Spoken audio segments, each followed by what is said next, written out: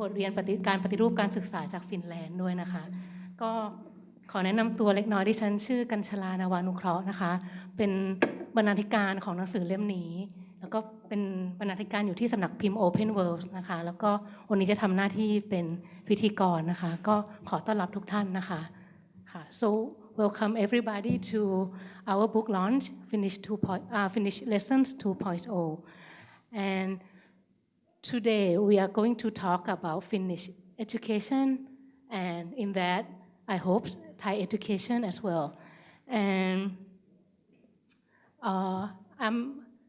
I'm here as an editor of this book and I would like to say that it is the best book I have read in many years and in its core message and in its thinking so I'm really happy that every one of you can be here today and first of all we have a representative from Chulalongkorn University who would like to welcome you all to this afternoon event. So please welcome Associate Professor Bancha Chalapirom. He is an Associate Dean of Chulalongkorn University. ค่ะอาจารย์เชิญค่ะ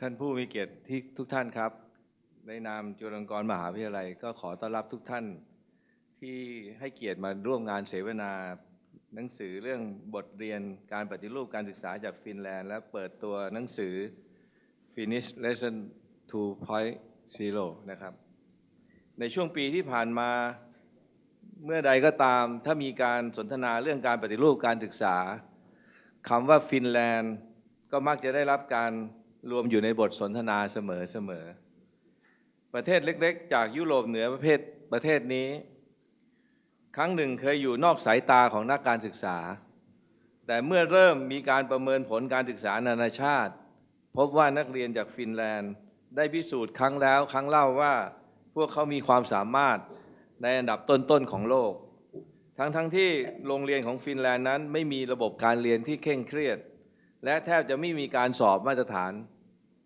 วันนี้จุฬาลงกรณ์มหาวิทยาลัยได้รับเกียรติอย่างสูงจากท่านทูตซาตุซุยกาลิเคเวลเอกอัครราชทูตฟินแลนด์ประจำประเทศไทยและดร.ปาสิซอลเบิร์กผู้เขียนหนังสือ Finnish Lesson 2.0 และนักการศึกษาชื่อดังชาวฟินแลนด์ที่กรุณามาร่วมงานและแบ่งปันประสบการณ์เรื่องการศึกษาของฟินแลนด์ด้วยตนเองรวมทั้งดร.สมเกียรติตั้งกิจวานิชประธานสถาบันวิจัยเพื่อการพัฒนาประเทศหรือที่เราคุ้นเคยกันในชื่อของ TDI และอาจารย์วิชยาปิดชามุกประจำคณะศิลปศาสตร์มหาวิทยาลัยธรรมศาสตร์ผู้แปลหนังสือเรื่องนี้ที่บอกเล่าถึงระบบการศึกษาของประเทศฟินแลนด์ซึ่งได้รับการพิสูจน์แล้วว่าประสบความสำเร็จในการจัดการศึกษาสร้างเยาวชนให้มีความสามารถ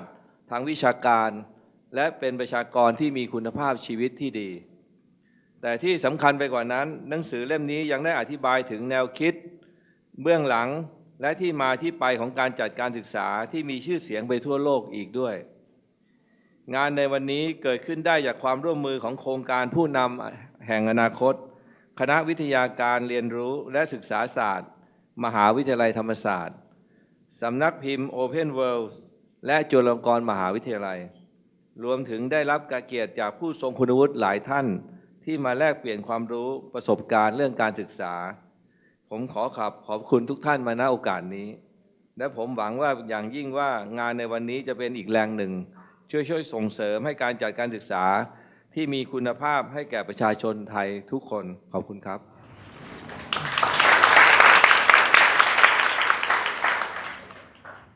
ขอบคุณอาจารย์มากค่ะค่ะ and this year 2016 is a very important year for Finland because Finland has just celebrated its 99th birthday just a few days ago and it is 99 going on 100 so next year Finland is going to be 100 years old so it's Finnish people are celebrating, and in my opinion, education is one of the reasons to celebrate for.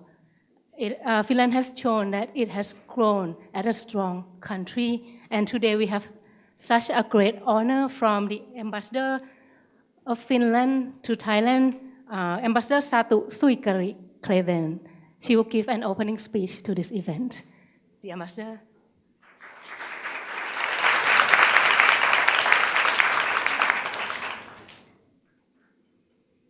Thank you very much.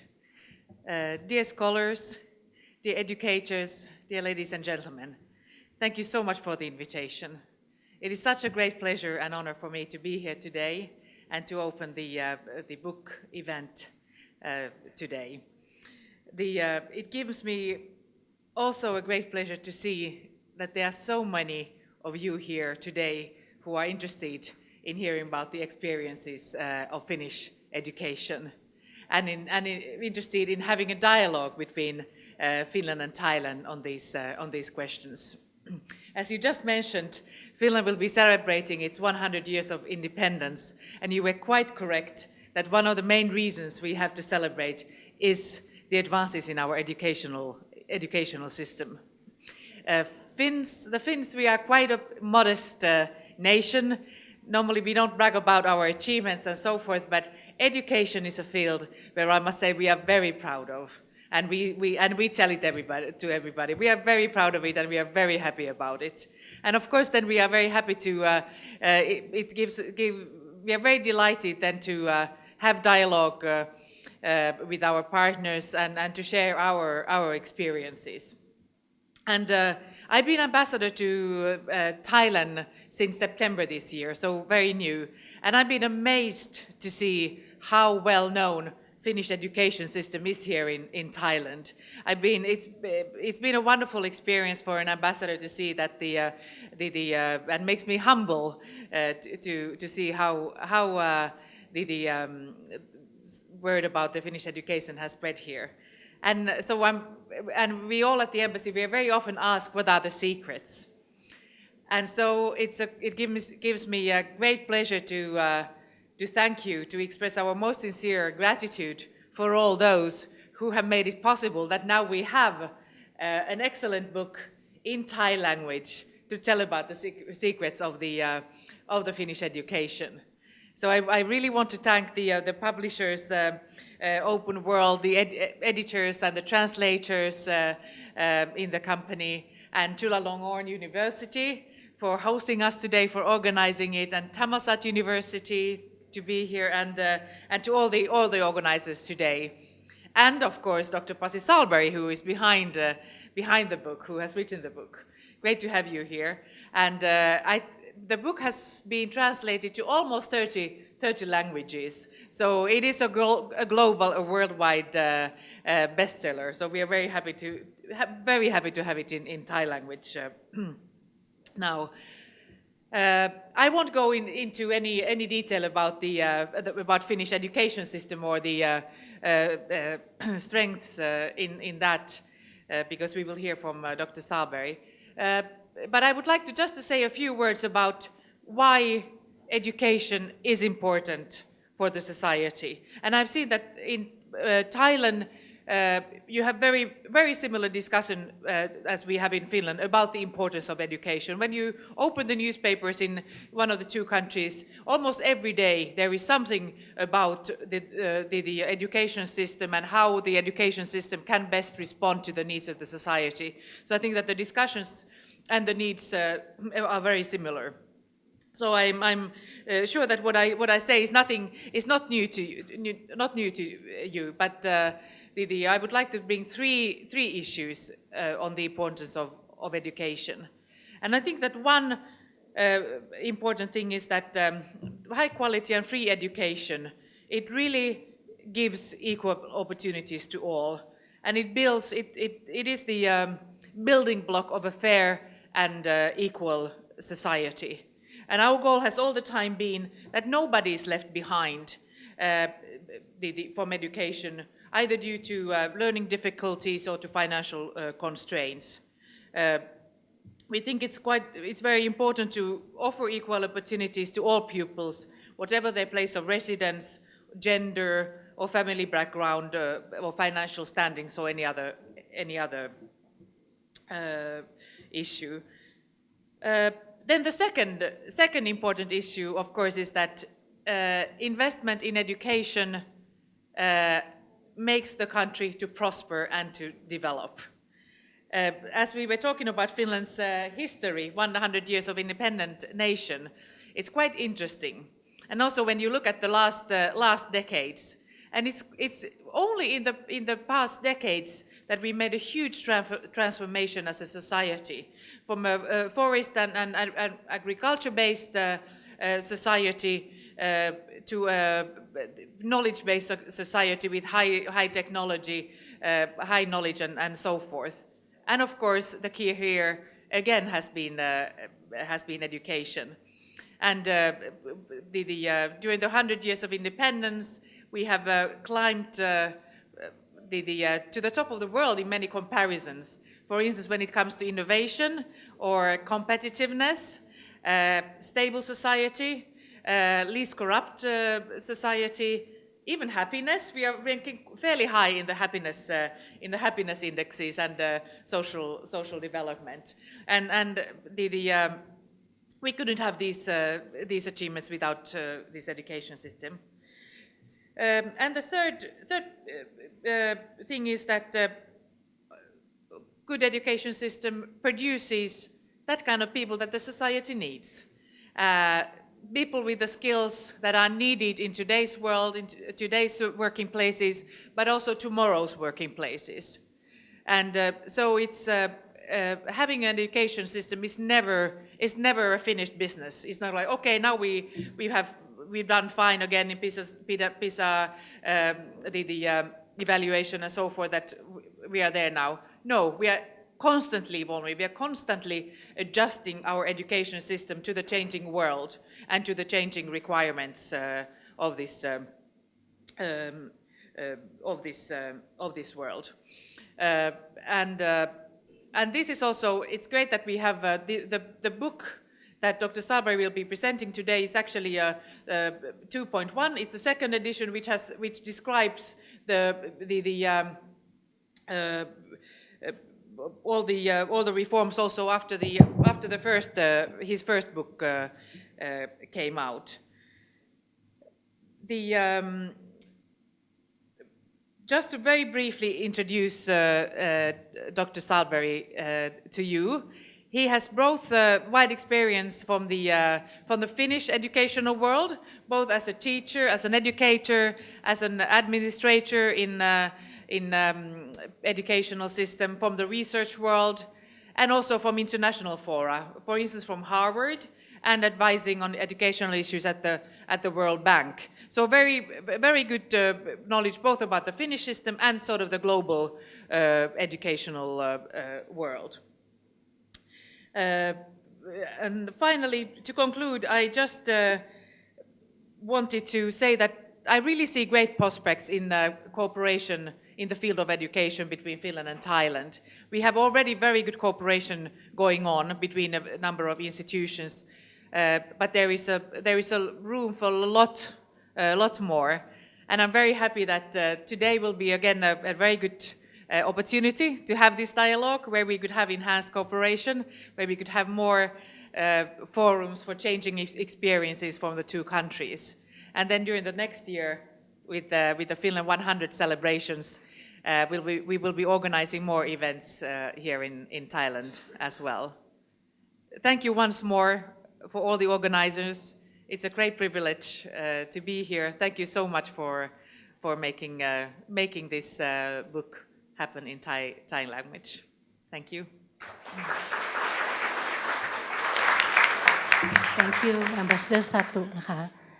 So next up, a representative from Chulalongkorn University would like to present our guests with their gifts. So อาจารย์บัญชาขอเชิญด้านนี้ค่ะ So and he would like to present a gift to the Ambassador Satu ค่ะ Ambassador Satu Suikari Kleven ค่ะ Thank you very much for being here. Thank you so much.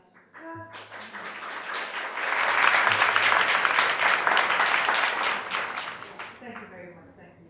And I must say that I was amazed when I came in and saw the premises. They are so beautiful and so calm, and I think it's a great learning environment. I'd love to come and spend some time reading in your garden. And next, Dr. Pasi Sauberg. Thank you very much.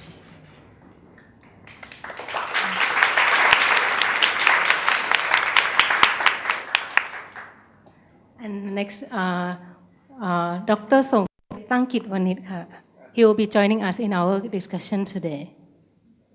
Dr. Songkiat is the president of Thailand Development Research Institute or TDRI. ขอบคุณค่ะ And next, our translator for the book, อาจารย์วิชยาปิดชามุกค่ะ Also joining us in a discussion later today.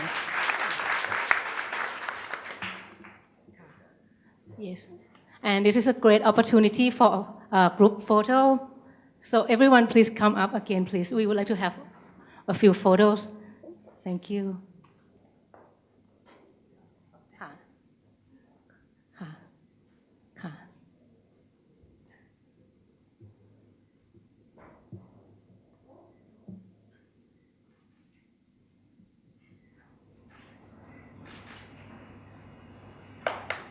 Thank you very much.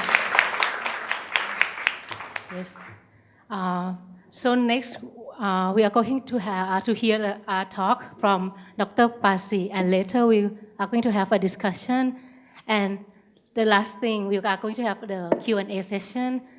So if you have any question or would like to exchange your opinion, you can save it up for later. And first thing, I would like to introduce you to Dr. Pasi Sauberg. In one word, if you would like to introduce Dr. Pasi, I think that word is a guru in Finnish education. So he started off as the ambassador said, he started off as a school teacher, and then he went on to work in many international organizations, such as World Bank or the European Commissions. And he was an invited professor at Harvard University in the Faculty of Education. And today he is going to give a talk about Finnish education reform, and I hope that we learn a lot from him. So, Dr. Pasi.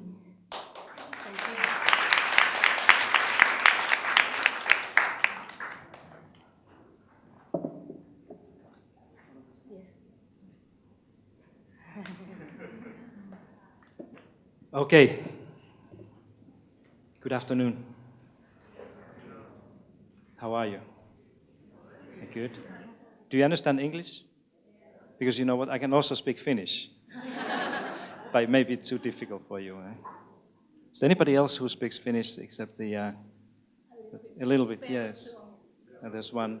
And the ambassador, oh yes, okay. So let's speak Finnish this afternoon. So it's going to be faster that way. First of all, let me thank you so much for giving me this opportunity to be here today and come to your beautiful country and beautiful town. And I'm so proud of this book. Although it's, as you heard, this is probably number 27 in terms of different languages, but when I see the cover, this is one of the most beautiful book covers I've ever seen in my life. So thank you very much for that. And the person who translated this was a little bit unsure whether this is completely correctly translated, and I said, I read this and I will correct all the mistakes that you made. But thank you so much for having, I hope that you all enjoy reading this thing, and I will, actually I'm not going to give you a talk, I'm going to tell you the story that led me to write this book, because there's some interesting things, and I also try to outline a little bit about what makes Finland's education, as you heard from Ambassador, a very special one. You know, in Finland we don't necessarily say that we have the best education system in the world, but we are very proud, as you heard, of having a very different education system, where we value children as children, and where we respect our teachers as professionals, and where we see our school as a part of the community, where everybody should feel safe and have good time. So I'll tell you a little bit about that, if it's okay with you, okay? And then we will have a conversation and talk a little bit more about these things. So I have I prepared some slides for you that you can see over there, and let's begin by looking at this picture here. Now, you know, if this was year 2000, and year 2000 is not that long in a history, it's about 16 years ago, okay? So if this was year 2000, very few people here would know anything about Finland, okay? So if you knew anything about Finland in year 2000, it would be probably the mobile phone Nokia, yeah?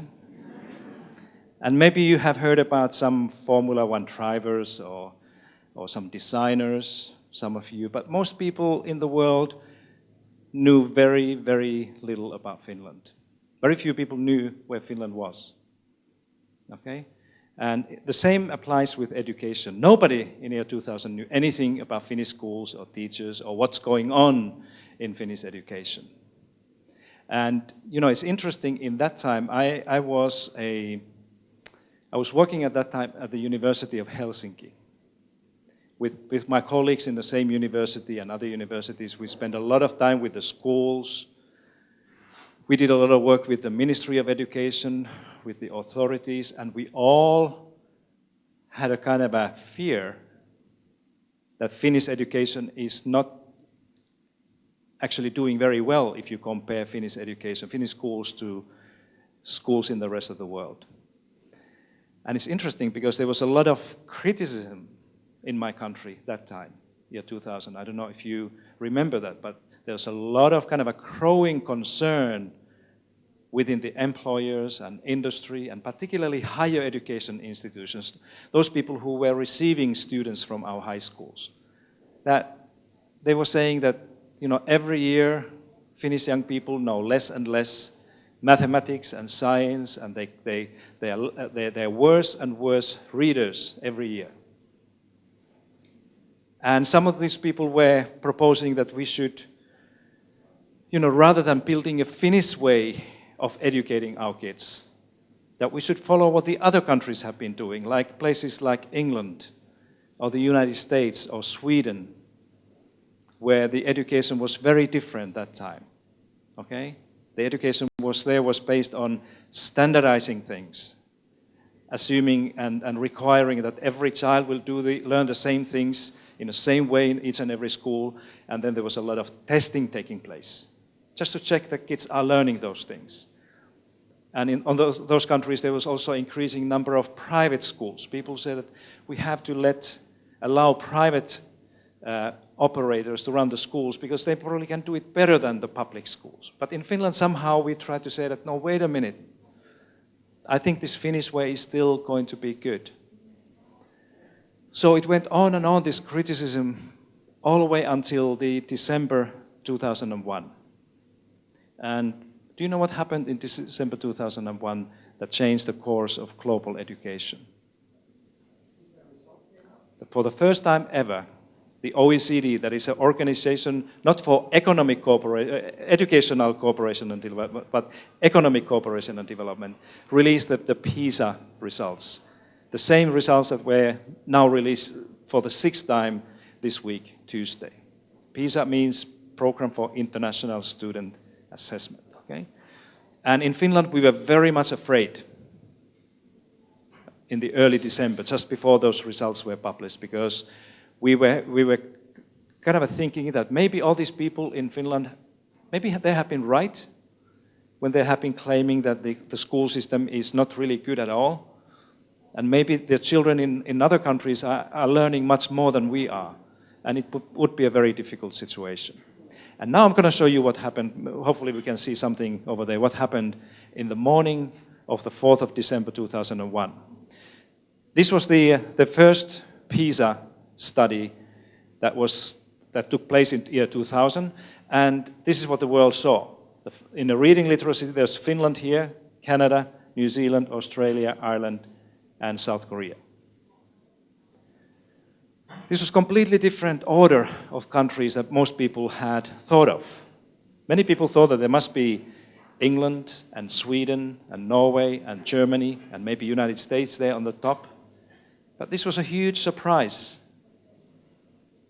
And it was a huge surprise for the Finns. I remember, as I said, I was in the university working that time, and on the 4th of December, 15 years ago, my phone started to ring all of a sudden, more than any other day. And they were my colleagues from other universities. There were people from the Ministry of Education calling, and then there was a foreign media, BBC and Deutsche Welle, and all those international papers, and they were all asking that, so how do you explain this one? How do you explain that Finland is number one in this study when nobody thought about this? And I said that, it's true that in Finland, like you heard from the ambassador, that we are fairly kind of a modest people, that we don't think too much of ourselves. And we said, when we knew that these results will be released on December 4th, we said that, as long as we are better than Sweden, anything goes.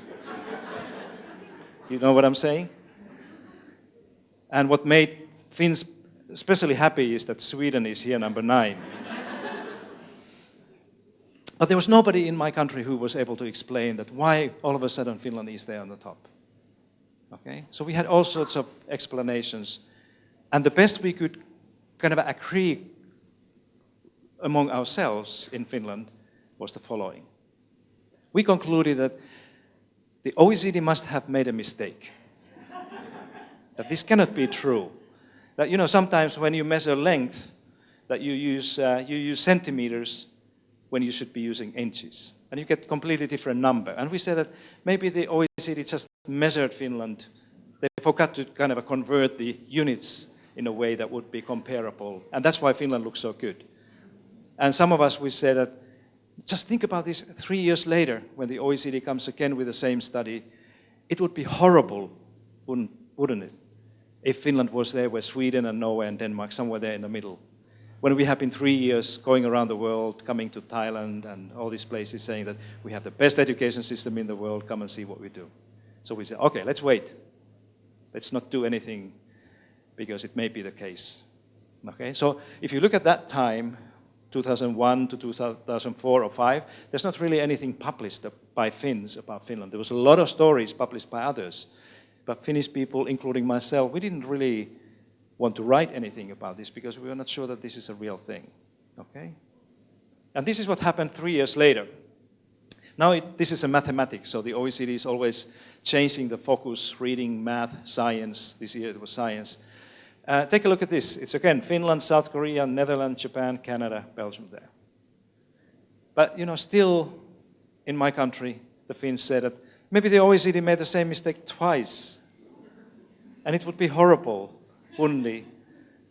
If 3 years later the OECD would come and say that we are so sorry we made the same mistake twice with Finland, and actually Finland is somewhere there where all the others are. And just if you take a look at Sweden here, Sweden is not doing very well. So that's what always makes us happy. Of course, we love Swedish people, and we are sisters and brothers together, but there's a kind of a friendly rivalry between us in ice hockey and in education as well. Now, this is what happened 3 years later. And this is a 2006 PISA study, not so long ago, and it's only at that time, after this study, when in my country, in Finland, policymakers, researchers, including employers, those people who were critical to this system that we had, began to understand that maybe we have done something differently. Maybe there's some type of alternative way to design an education, a school system, than what we have thought based on the British and American and German and other types of things. If you think about these flags, this is Scotland here, because I was showing this thing in Scotland. But my point here is that these first 3 studies really determined this new world order in education. The world looked very different after this third study when people were asking that, so where should I go to look for inspiration? Where are the interesting education practices and systems taking place? And it's only then, and now we get to the Finnish lessons, the book. Because my friends and colleagues, I was living in the United States that time, and my friends and colleagues were insisting me after the second study to write a book. And I said, I don't want to write a book because maybe the OECD made the same mistake twice in a row and we are not that good. So we want to be sure that this is a real thing. And I remember after this third cycle of PISA, this is December 2007, in the early winter of 2008, I started to get phone calls from people like Linda Darling-Hammond and Andy Hargreaves and Sir Ken Robinson, many others, insisting, saying that you have to write the book. Somebody has to tell this story because nobody knows what's going on. The Finns have not produced anything, and most Finns actually cannot write that well. I'm probably not a very good writer either. But, you know, my thing was that I was abroad. I was living outside of Finland. So I was not part of this community of professionals thinking about this education thing. And you know, people were telling me that you are very unique, that you have a more neutral view to these things than being somebody who is running the system, who is a stakeholder here. And I had published by early 2008, I had published about 3 or 4 kind of a research journal papers, but nobody can read journal papers. Don't you think so? They're very boring, and nobody reads them.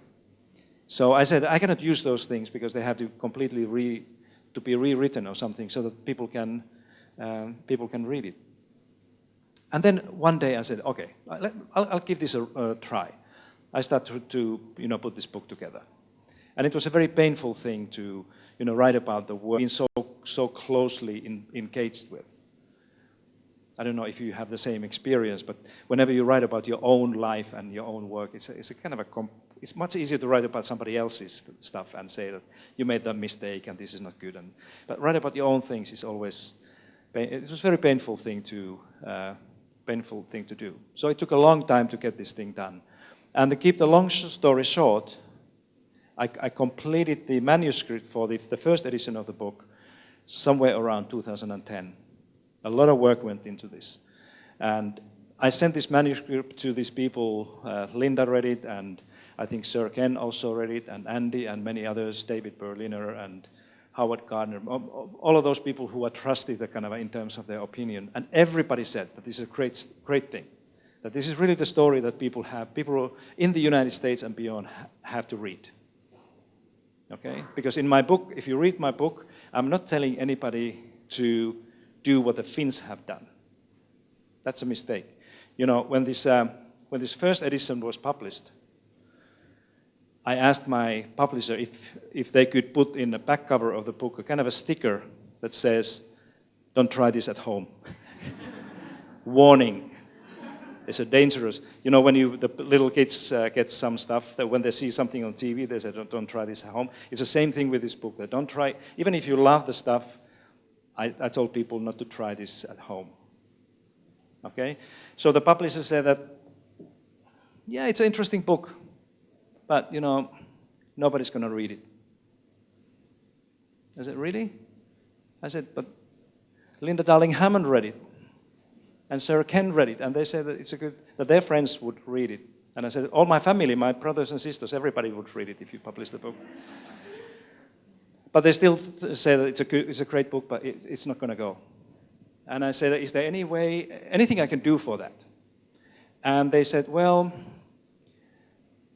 if you can find somebody who is crazy enough to buy upfront a certain number of copies without seeing the book, make a kind of a front order and commit themselves to purchase these books, then we can go ahead. Or that you have to give $10,000 from your own pocket as a kind of a deposit in case this makes loss, this book. And I said, I don't have any $10,000 in my pocket, so I cannot do that. But I can ask if somebody would be crazy enough to buy my book that doesn't exist. And guess what I did? I called to these guys in our foreign ministry, because I know that they're sensible people there and that they're very keen on, like the ambassador, talk about education in Finland and communicate that around the world.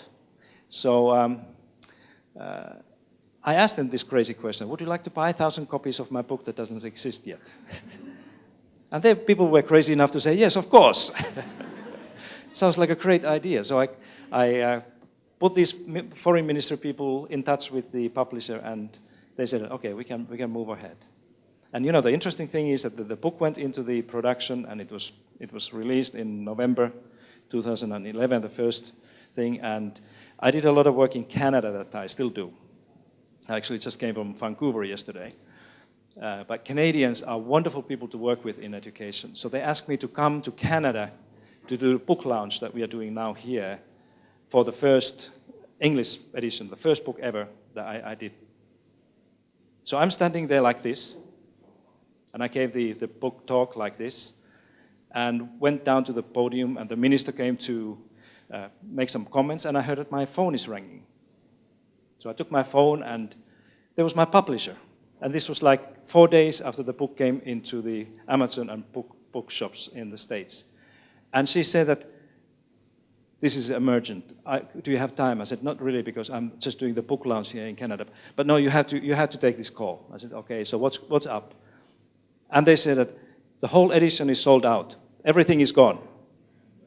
I said, but this is just the 3 days in the market. Yeah, but they're all 5,000 copies gone. I said, so what can I do for you? I'm not a printer. I said, no, but we just thought that if you want to make any corrections to this edition. I said, I haven't even seen the copy yet. It just came. I said, go and print more. Print 20,000 copies if people want to buy this, which they did. And they print tens of thousands of copies that sold.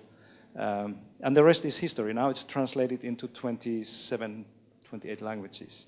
But it's a kind of a neat story or something that, you know, people say that this is not going to be anything, and now it really became a kind of a interesting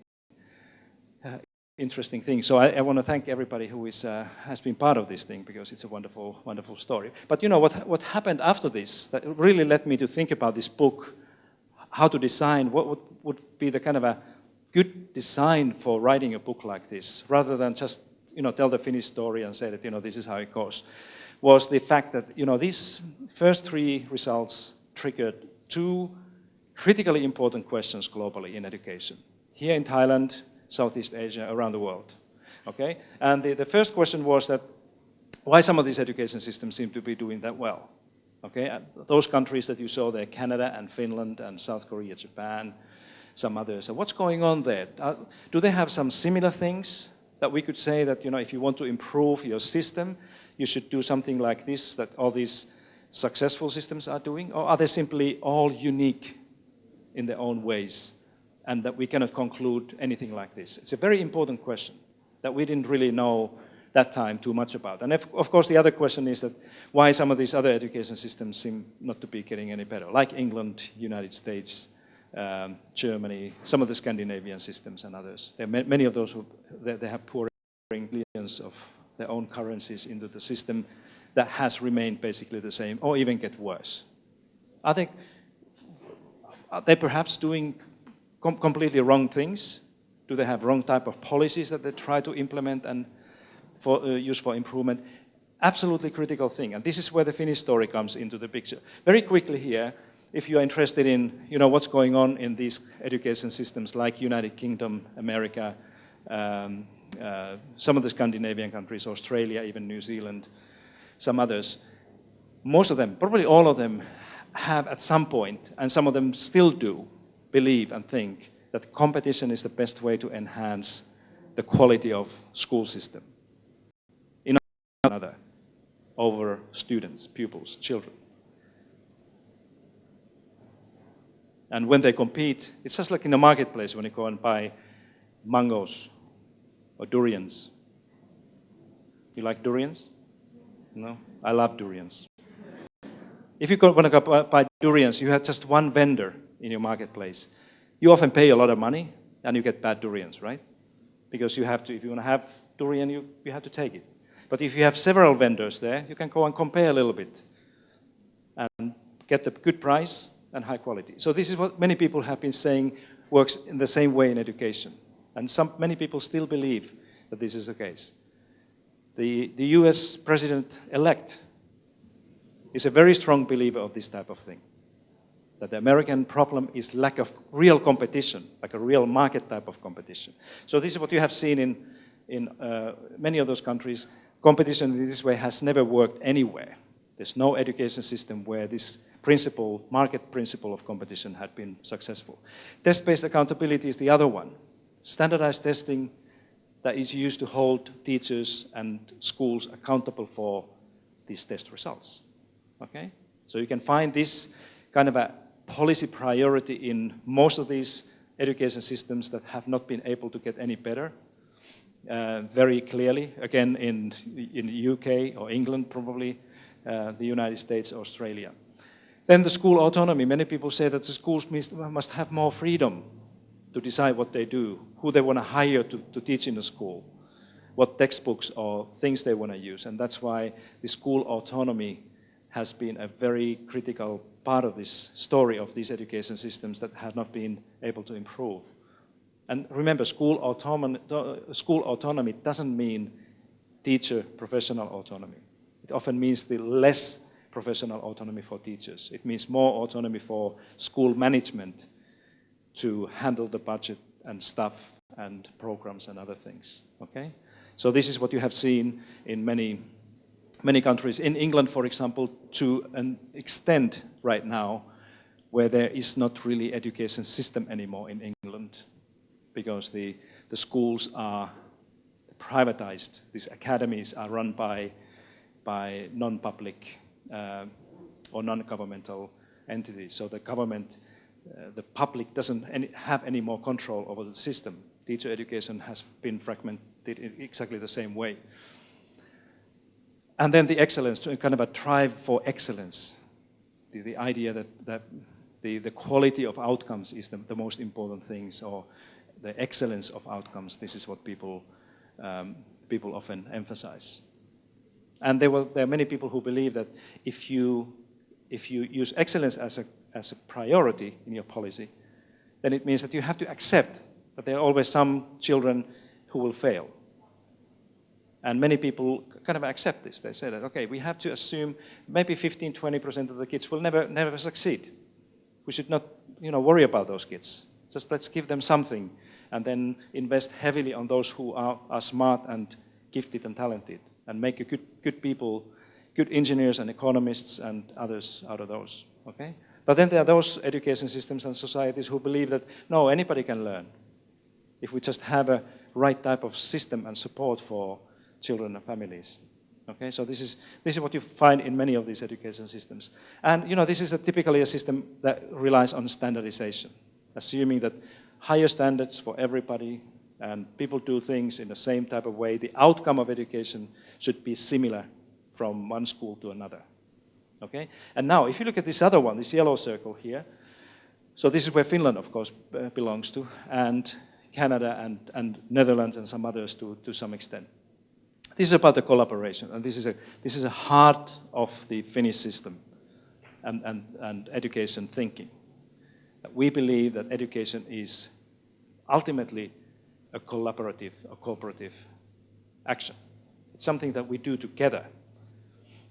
Teachers do it together to the communities and children, and schools, and even children learn together in the schools.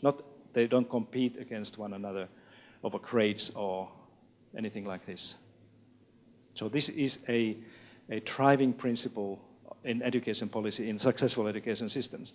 Then we don't really have the test-based accountability at all in Finland or some of these other systems, but we try to build trust in our schools and teachers so that they can do as professionals things as they think is the best.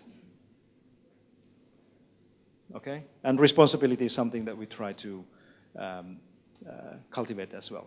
Responsibility and accountability are very different things. In Finland, we often say that accountability is what is left when responsibility is subtracted. Do you want to hear it again? Accountability is what is left when you take responsibility away. That's what it is. And that's why it doesn't really work in education. And that's why we should not actually speak about accountability in education. We should talk about professional responsibility or social responsibility that teachers and schools have over their communities. It leads to very different actions and practices as well. Collective autonomy rather than school autonomy. Collective autonomy here means that teachers and schools should be less dependent on the bureaucracy, the ministry, or whoever is there.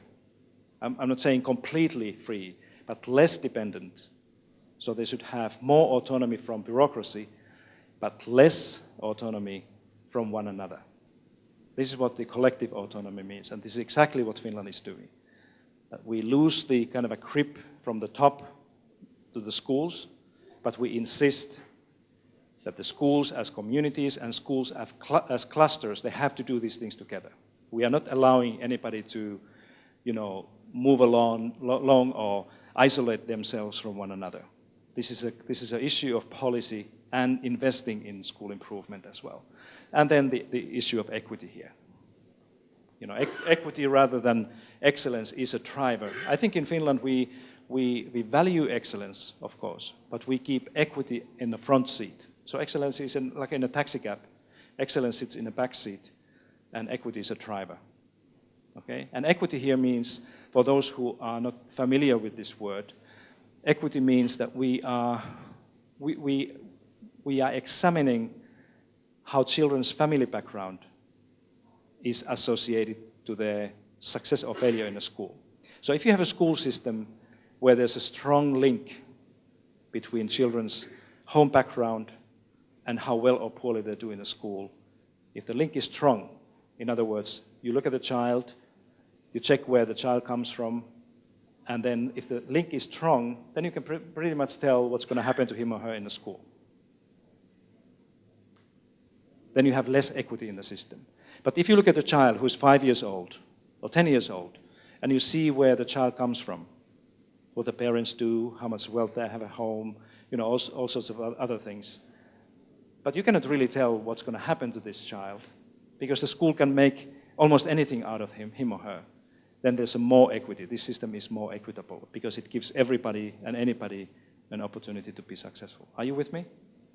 Yeah, okay. So this is a kind of a picture of, that was a foundation for thinking about this book and how I write the Finnish story about this yellow circle, that is more about creativity rather than standardization. And I try to illustrate how this Finnish model and case is a very, very different compared to most of these other systems that you have seen around the world and that you have heard before year 2000. They were kind of the models for many.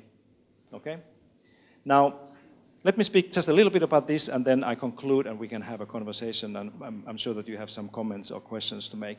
But let me stop here, because the equity here is a particularly important thing. You heard from the opening words of our ambassador this already. And if there's anything that really illustrates the spirit of Finnish school system, it is that we have always, as long as I remember, at least since the early 1970s, try to build our system with equity in mind.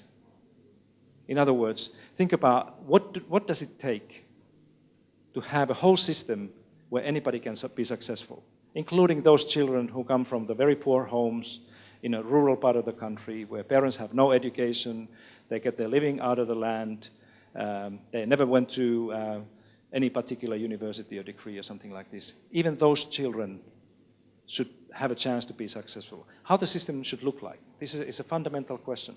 And we in Finland, we laid this dream for the Finnish school system out in early 1970s. Dream was very simple. The Finnish dream was, and this is what I write in my book, the first chapter is about this, is that there must be a good school for every child. Period. It's a very powerful dream, isn't it? And there were many people who say that, but you can never have that dream. You can never fulfill that dream because there are always children who cannot learn. It doesn't matter how hard you try, but there's always kids who simply don't learn another language or mathematics because they have not been designed that way. But we insisted that this is a good dream, and if we work hard and work together, we can probably one day see this dream come true. And this one day was the 4th of December 2001. And now if you think about this dream, it's a little bit like, you remember the dream that President John F. Kennedy had? When 1961, when he spoke, he was just taken the office, and he was speaking and addressing the United States space program at that time. It's just a few years after the Sputnik thing. It's a very critical moment in the world's history. And he was standing there before all these engineers and scientists, and he said that I have a dream to put the man on the moon and bring him back. And when he said bring him back, some of the engineers said, why did you say that one? We can maybe send people to the moon, but bring them also back by the end of the decade. And the reaction was exactly the same in Finland. People said that, but Mr. President, we don't have the science. We have never been there. We don't have the technology to do that. We don't know what the moon is like. But these young people, and in America there were very young scientists and engineers who worked for the dream that was fulfilled in July 14th, 1969. So that's the power of the dream, and that has been a power of the Finnish dream that I write in the first chapter of my book, Finnish Lessons. And equity is at the heart of that, of course. Without equity, you can never accomplish this dream if it's your dream, okay? And let me show you something that is a very, for me, is a kind of a most interesting thing that you can have from this OECD's PISA data. When you see these league tables that I showed you, that's a very technical and simplistic way of looking at these things. I should actually not show you these things at all, because it leads to very, very wrong conclusions here. But this is something different. Now what you see here is that this is the quality of learning outcomes. So this is typically the thing that you have here in Thailand, and we have in Finland. That we are testing or examining kids, and then we calculate averages or means and say that, okay, this is a score. And this is what the OECD is doing. So when the countries are moving from the bottom to the top, it means that the learning outcomes improve in math, reading, and science, in these three areas. We are not looking at music or arts or social studies, unfortunately. This is just about these three things. But then this is a new one here. This is the equity of education system here. And when you move from left to right here, when the countries travel here, it means that they become more equitable, right? So it means that the more you are here in this part of the chart here, the less link there is between home background and your learning in school. You understand? Okay, this is very important in order to understand the whole thing. So what I'm going to show you now is how does it look like, what this looks like in the last PISA study that was published 3 days ago. I don't know if you have seen this, but this is a new thing for many of you, okay? But one more thing, if you find your country here, and unfortunately I don't have Thailand here because I'm only looking at the OECD countries, so I have 35 OECD countries, but you can think about your own country. But if you are here, it means that you have a double trouble. You are in a serious challenge because you have an issue with equity and quality as well. Your system is not equitable. It means that the family background really determines the kid's destiny in the school, and the kids are not really learning too much. It's not a nice place to be. If you are here, it means that your learning outcomes are good, but you have an issue with equity, right? That many kids are suffering from the destiny of their home background, okay? If you are here, you have a strong equity, so the system is treating equally most of the kids, but they're not really learning that well. So there's something funny going on there. And this, of course, is the place where everybody would like to be, right? Do you want to have a picture of this? Yeah. Okay. Smile. Okay. So this is where everybody, any minister here, if this was a ministers' meeting, let's say that I have all the ministers of education around the world here, and I ask the question that, how many of you would like to see your education system over there? They would all raise their hands. They would jump to the chair and say, me too. Okay? So that's where, if you are there, that's a very good place to be. Now, let me show you some of these countries over here. This is the United States in this new PISA study, 2015. Many people are surprised to see America here because America is the most unequal economy or society in the world. But they still seem to be having a more than average, OECD average strength in equity. Learning outcomes-wise, America is very close to the average. This is where United Kingdom is, and this is where Canada is. And this is what is interesting here now. So what's going on in Canada? What is Canadians that are so similar to Americans? What are they doing so differently there in their school system that makes Canadian education system perform so radically differently than United States? It's a very interesting place to look at. So when I meet people who tell me that, but you know, Finland is a small country and 6 million people, and you are very, very kind of a unique and very homogeneous and these things, I don't think that Finland is really a kind of an interesting case. I said, if you think like this, go to Canada. Because the answers to this question that what makes your system perform well in Canada now, if you go to BC, particularly Alberta, and you ask this question, tell me what are the key characteristics of your well-performing school system? They are exactly the same as they are in Finland. Exactly the same. And that's a kind of an interesting thing. I often say that Canada is a so great place in many ways that it's in heaven. This is educational heaven where you should be aiming at. Those are the other countries now in this last PISA study. This is Japan, of course, and Estonia. This is our sisters and brothers just across the Bay of Finland, and this is Finland here. So you see that this new OECD study that it was looking at 35 OECD countries rank these 4 countries as so-called successful or high-performing school systems. These are the others, and you can try to imagine this, what these flags are all about. South Korea is here. It's interesting that South Korea used to be high here in heaven 3 years ago, but now South Korea is slipping away. And you know, I often use this illustration here that is like a stairway to heaven. Remember this song? So if you want to remember this from the Stairway to Heaven, that it indicates the correlation or association between equity and quality. Because if you look at this thing, there's clearly a link between quality and equity, right? Even statistically, if you calculate the value, there's a strong correlation between these two things. Very important finding. You don't see this, but this is Singapore here. Okay, Singapore is doing very well, but see Singapore, what does it mean that Singapore is here? What does it mean? It means that Singapore has a huge issue with equity, right? In other words, in Singapore, there are many kids who come from the poorer homes who are not successful in a school. Okay? And then there are most of the kids who come from the more advantaged or affluent families who are doing very well. Okay? And this is China. So China now has 4 different regions. There's Shanghai and Beijing and 2 others. And look at China. You know, Shanghai was here 3 years ago. What's going on?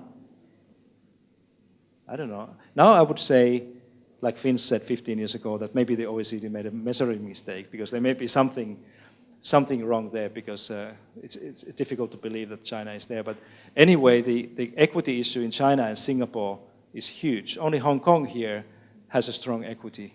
Hong Kong is there in heaven. This is what the international data shows.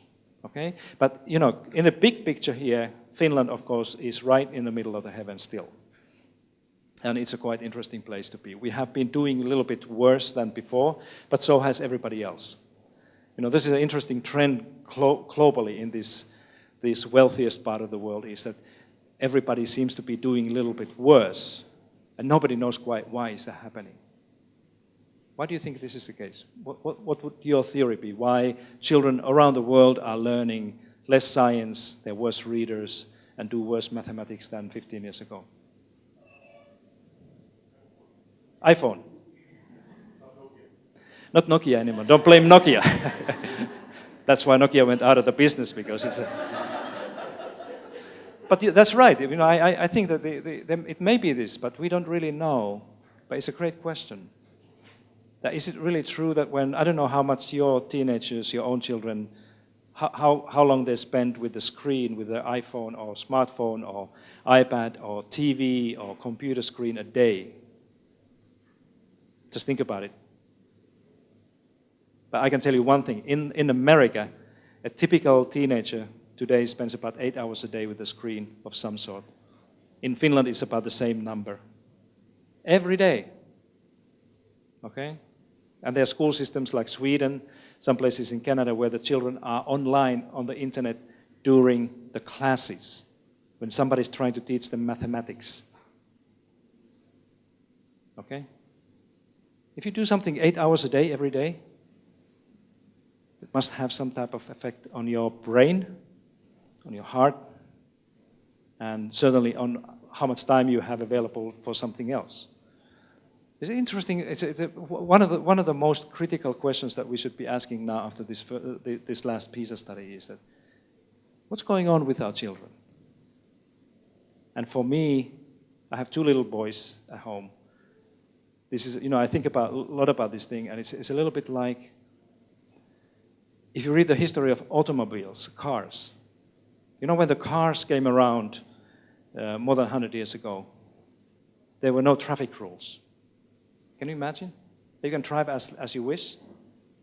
You can choose the side of the road that you want to drive. You can drive as fast or no rules. Just drive. And you know what happened? People got killed. And then what happened was the traffic rules came. You had to ride in a certain side of the road. You had to understand the signs. There were speed limits and many other things. And I think we are now about to enter a time where we have to ask these questions seriously, particularly in Finland. That should we have the traffic rules for the internet and technology use of some sort? Now there are no rules now. Many parents are saying that, okay, but the teachers control. It's a teacher's issue in a school. And the teachers in a school say that we cannot do anything with these things. Parents should put some limits there, and nobody's doing anything. But think about it. If we continue like this, and if this is true, then of course the future is not going to be very, very good anytime soon. So that's a kind of a picture, and this concludes one thing that is very important for Finland, is that the best education systems in the world, the most successful education systems in the world are those that combine equity and quality simultaneously. Okay, it's a very new thing. So this is what you can use here. These are the Canadian provinces. I'll show you very impressive performance now. This is Alberta. This is British Columbia. This is Quebec. So Quebec is the highest performing school system in the world right now, and this is Ontario. But all these, because they're like countries there. It's amazing. It's like 4 countries, provinces from Canada are among the best, highest performing education systems in the world. So any of you here who is interested in digging deeper in understanding what makes education systems work, when you read the Finnish lessons thing, you should also take a look at what these Canadian provinces are doing, because it's very interesting. So I'm going to close here and give you very quickly three myths. Kind of a myth is a kind of a common belief that many people believe is true, but it's not, related to Finnish education. And then very quickly give you 5 things that I think are somehow behind the Finland's success in the education history, and then we can have a conversation. So these 3 myths are this. I don't know if probably some of you have read about this. Raise your hand if you have heard that Finland is going to do away the subjects in the school. Some of you, okay? Now remember that this is a lie. It's rubbish. It has nothing to do with the fact. It's interesting. This is from the Independent. That is one of the most trusted newspaper in England. And normally they write good stuff, but this is complete rubbish. And this was published 18 months ago, and it says that subjects grabbed and replaced with topics. Okay? And this went viral. I can tell you, 3 days after this was published in March last year, I got about 25 TV and radio interviews when I was at Harvard, asking comments, how would I comment on this? And I told them all that it's not true. It's not going to happen. We're going to continue teaching math and music and those things. And then they were confused, of course, because the journalists often are there any journalists in the room? Okay, then I'm not going to go to the next issue.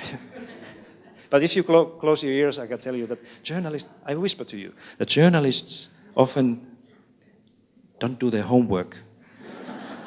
They just read the headlines and browse the internet, and then they write their stories as if they were true and based on deep investigation and research.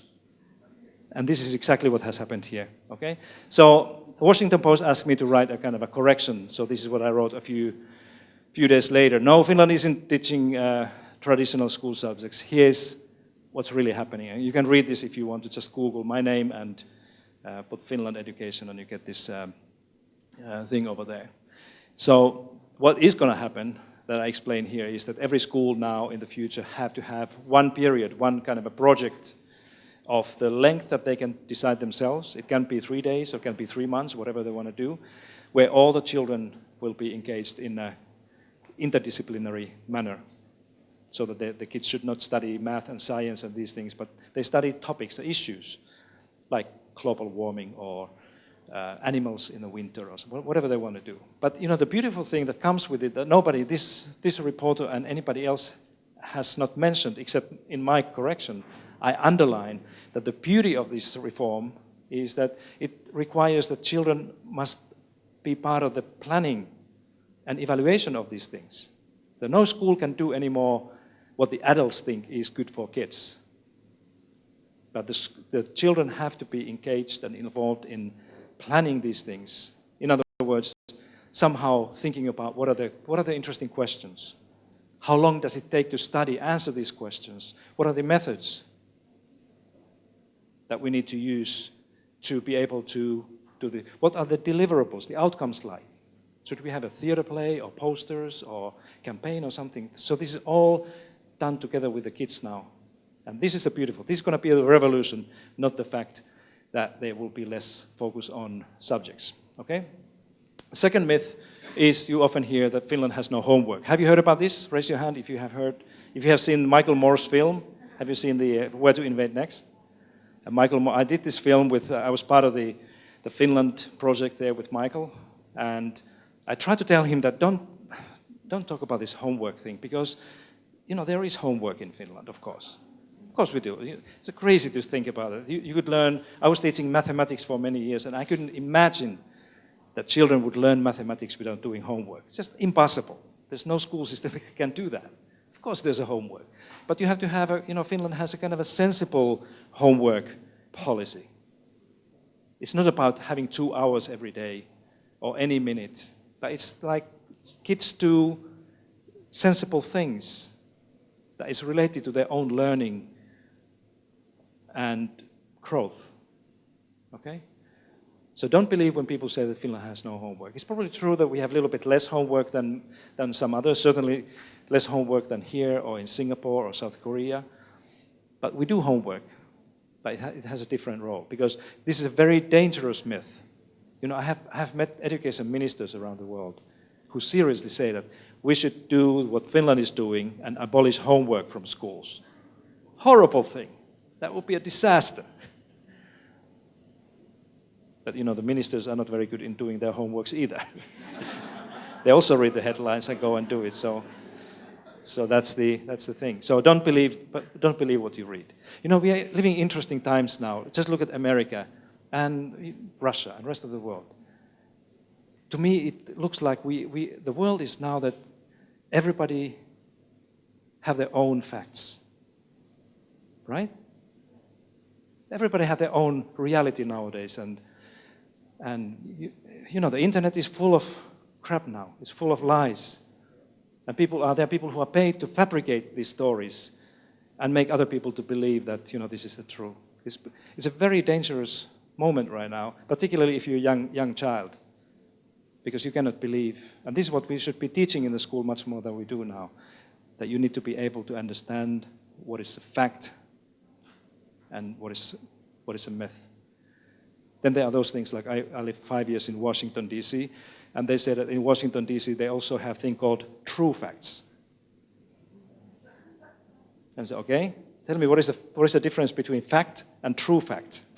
It's exactly this, okay? And then the third myth is exactly this, what I mentioned earlier, that there are many people who say that we should imitate and copy Finland and try to do these things in the same way. And I've always been saying, I'm just right now having the Twitter debate with somebody, I don't know, this Twitter holder doesn't have a name there, but he's accusing me that I have been promoting countries to copy and imitate what Finland has been doing. And since the very beginning, I've always been saying that don't try this at home, that there's a danger there. Don't copy Finland. Don't try to be like Finland.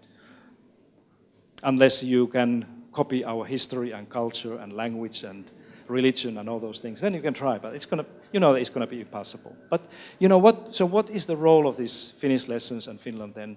I think Finland is a wonderful place for inspiration. It's a wonderful laboratory to come and spend time and look what the schools are doing, what the teachers are doing, how the parents react to these things, and then ask questions from yourselves.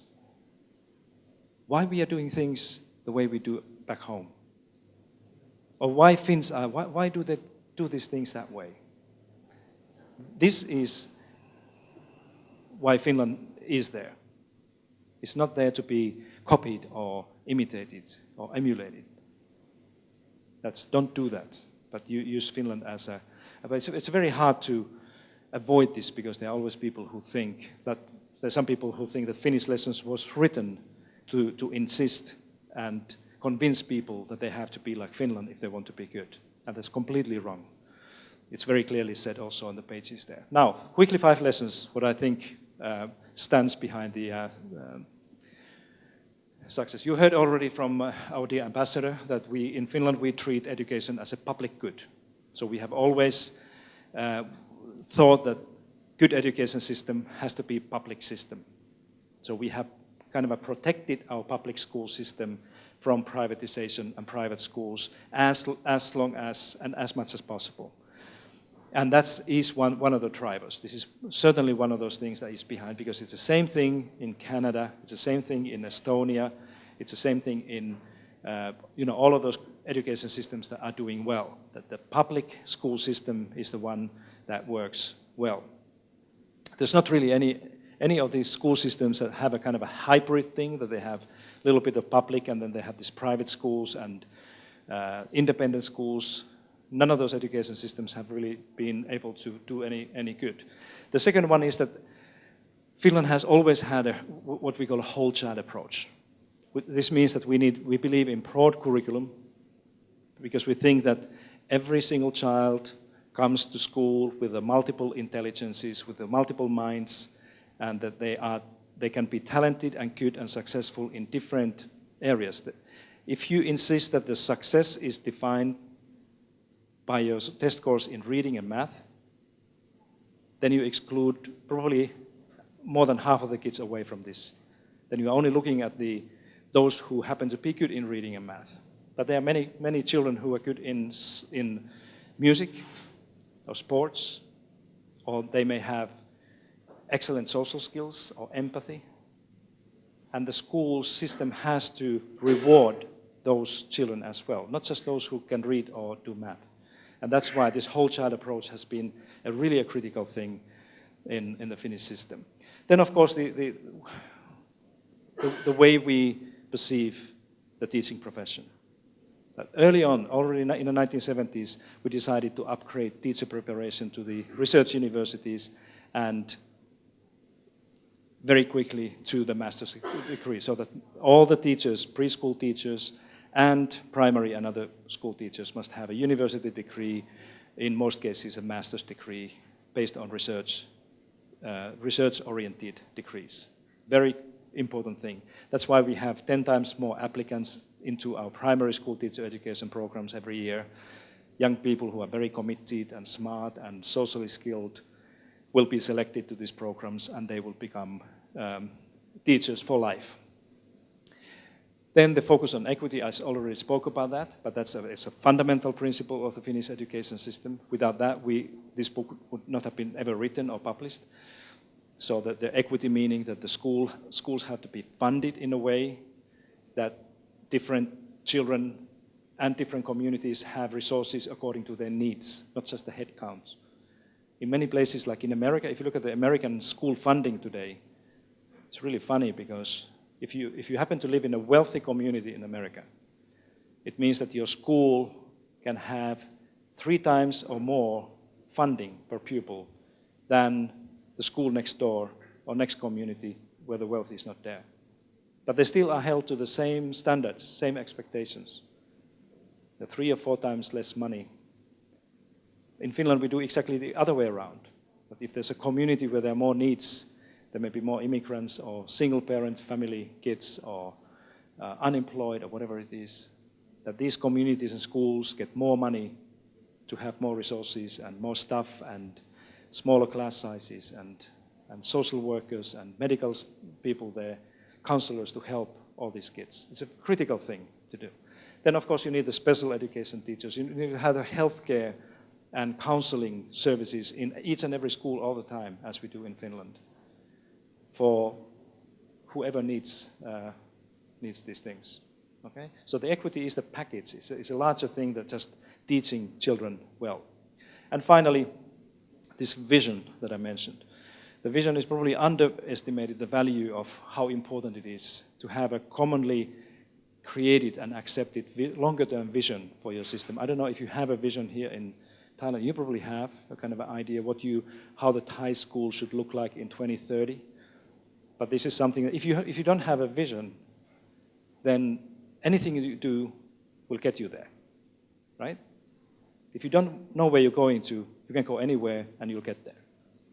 And that's why having a vision is such an important thing. And it's the same thing. Go and see all these Canadian provinces. They have all done their vision homework 20 years ago, thinking about what they want to be in the future, and then work together on that thing. If you don't have a vision, it's going to be hard. American school system has no vision.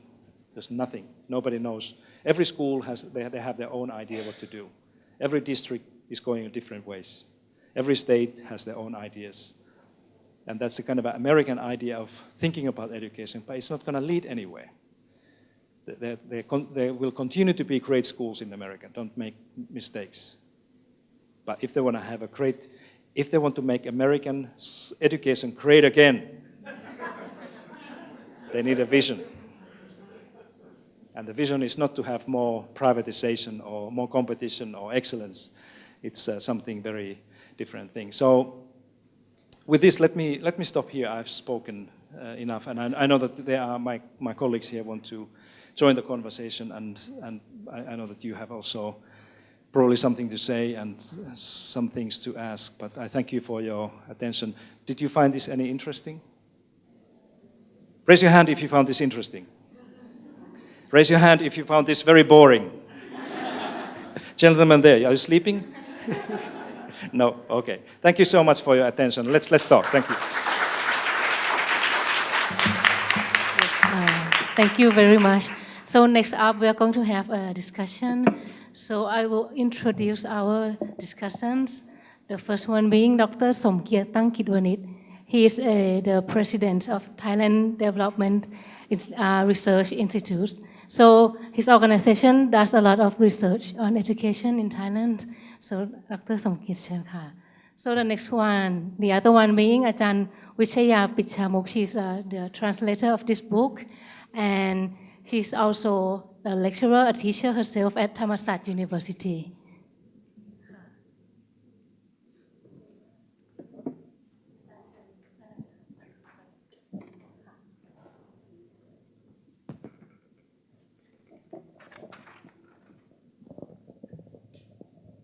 Hello, okay, so Ajahn Wichaya will join me as a moderator as well today. So the first question goes to Ajahn Wichaya. As a person, who has read this book from cover to cover, like every single line of this book, what impresses you the most about this book? Yes, first of all, I have to say that I am very honored and feel very lucky that I have had the chance to translate the book.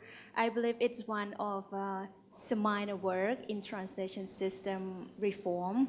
And what impressed me is that, as Dr. Pasi has already talked about, it's not like he's trying to say that we should do like the Finns do, but it's it's like giving us opportunity to look at the situation in another perspective, to learn from one another and find our own dream. You said in the book that we need to have our own dream instead of renting it from someone else. And I think that what Thailand needs, which is coincides with what he said about the vision. I'm not sure if we have such vision, but at least start from there so we know what we can do. And yes, so the book has offered alternatives and ideas for us to, and try to make it the Thai way, because Finnish also have Finnish way as well. And I hope the discussion today will give you some food for thoughts. And I don't think I need to sell the book, because the book sells itself, you know. It's so good. And I don't want to brag about it, but I have finished it at least 3 times. So you should try, and let's see what the book gives you, what kind of ideas you will get from this one. Yeah. Yes, thank you. And we have a few topics today, and these topics are the ones that I believe are a little bit problematic in Thailand. And the first one being the standardization. And I'll start with Ajahn Somkiat, Dr. Somkiat. Can you describe a bit about our system now, the standardization, and then, yes. Okay, before describing the Thai system, let me give you a quiz. Forgive me, Dr. Pasi. This is East Asia. We love quiz. Sure, I know. But can I assure you it will be a low stake one? Okay. No penalty attached. So I give you a country. I have surveyed many countries in education policies, and I found one country of particular interest. It's not Finland, but it is a country that student is relatively happy. This is evidence-based on the PISA survey. The PISA test also asks students whether they are happy or not, and the student from this country is relatively happy. There is no high-stake test, no high-stake standard test in basic education for most of its recent history.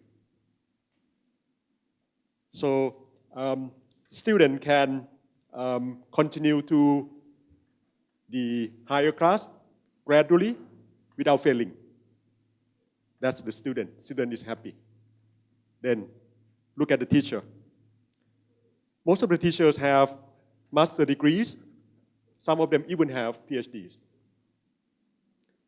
Many students, almost all of them, graduated from the educational department. Schoolmasters and school administrators are also former teachers, very much like Finland. In order to be promoted, they have to do some research, have to write some paper. The compensation of teachers is relatively good, not as good as doctors or engineers, but good enough. Around 6% increase per year for the past decade. They are very secured, no one can fire them, they have strong union. They are relatively respected, especially in the rural area. And the competition to be teachers in this country is higher than that of Finland. Finland, you told me about 10 per 1? Yeah.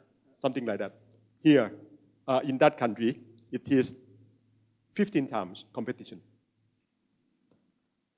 And school are public school mostly, very much like the Finnish model. Communities really love their schools. Even though population have decreased recently, they don't allow government to close school at all. Now, can you guess which country this one is? Unfortunately, this is a country that has too many visions. We don't like visions. This is Thailand. We have so many visions. However, one of our visions is to be Thailand 4.0. Your book is Finnish Lesson 2.0. I think it's a little bit outdated here. However, our educational system is only education 0.4, not 1 yet. It fails miserably in terms of quality, it fails miserably in terms of equity. So the question I give you, just for thought, is that there can be superficially similarity between educational system. But if you look closer, they may be totally different. When we look at the two circles given by Dr. Pasi, the yellow one, you remember? The one that have high quality school, and in the red one, the low quality. In the case of Thailand, we are not a country that promote competition, but neither we promote collaboration. We don't have test-based accountability, but neither do we have trust-based responsibility. So belong to nowhere. So my first question that I would like to begin the conversation with Dr. Pasi is that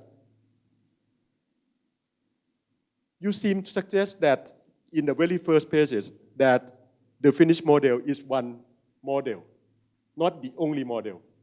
And you are very modest about that. But once I read on, and I'm sure you have read it as you are the editor, you are the translator. Oh, this is a very interesting combination. You are the writer, you are the translator, the editor, and I'm the reader, okay, and the commentator. After reading on, Professor Pasi have somehow make us to believe that other system, for example, the US system, the UK system, doesn't work. It's never going to be working. And apart from a small number of countries that he mentioned, Finland, Canada, and also not Sweden, certainly. There is no such other alternative but to go the Finnish way. So my question would be, at one point in time, I seem to understand that Finland is one model. But after I read on, I found no other alternatives. Could you first, in the first place, clarify on this point? Sure, yeah. First of all, thank you for reading my book. It's a good, that's a nice thing. Yes, indeed. I think I try to be very careful in leaving the impression that that the Finnish system would be somehow the one of the kind or the only thing. I think I mentioned there in the fourth chapter where this one, what you saw there, is discussed, that there are other similar efforts to try to classify these countries, like Andy Hargreaves and Dennis Shirley. I think I mentioned there the fourth way type of thing. That it's not the same, but it's a similar type of effort to try to put the categories on the performance that they have done. Very similar things over there. Also Michael Fullan wrote a paper a few years ago called Wrong Drivers for Education Reform. And they're very similar types of things. And we have been working independently with those authors. So if you read the book and you are left with the impression that the Finnish model is the only alternative, then I have done my job poorly, or then the translator has made a mistake. Maybe the editor, or maybe the reader. Editor, because I have no way of reading the Thai version. How does it go there? But it maybe that is the kind of a conclusion. I have to apologize that if it happens, because that was never my intention to say that the Finnish model is the only alternative that is left there. I think I make it also very clear that many of these things that you can find in Finnish school system are one way or the other explainable through the culture. That this is and if you say that education is always a cultural thing, what your education system looks like is somehow defined by the culture you have, then of course it would be crazy to try to argue that the Finnish model is the only alternative, because you cannot really do that unless your culture is similar to what it is in Finland. But let me underline here, for those people who are going to read, or if you're reading the book, to read it in a way that exactly as you said in the beginning, that this is one model and one example, and the interesting thing is that these other efforts to try to classify these education systems that have been successful are very similar in nature. But I would not argue that the Finnish model or the Finnish, I don't think I actually call it the Finnish model. I think I call it the Finnish way. Yeah, right. Which is a different. If I was calling it a Finnish model, then I think it would be a different issue. But in a way, it's a Finnish way of doing these things. In the Nordic countries, Scandinavia, we often talk about Nordic ways. It's a kind of a one way to look at things and perceive who you are and what you do in a society, and that's why I think I was calling it the Finnish way of doing.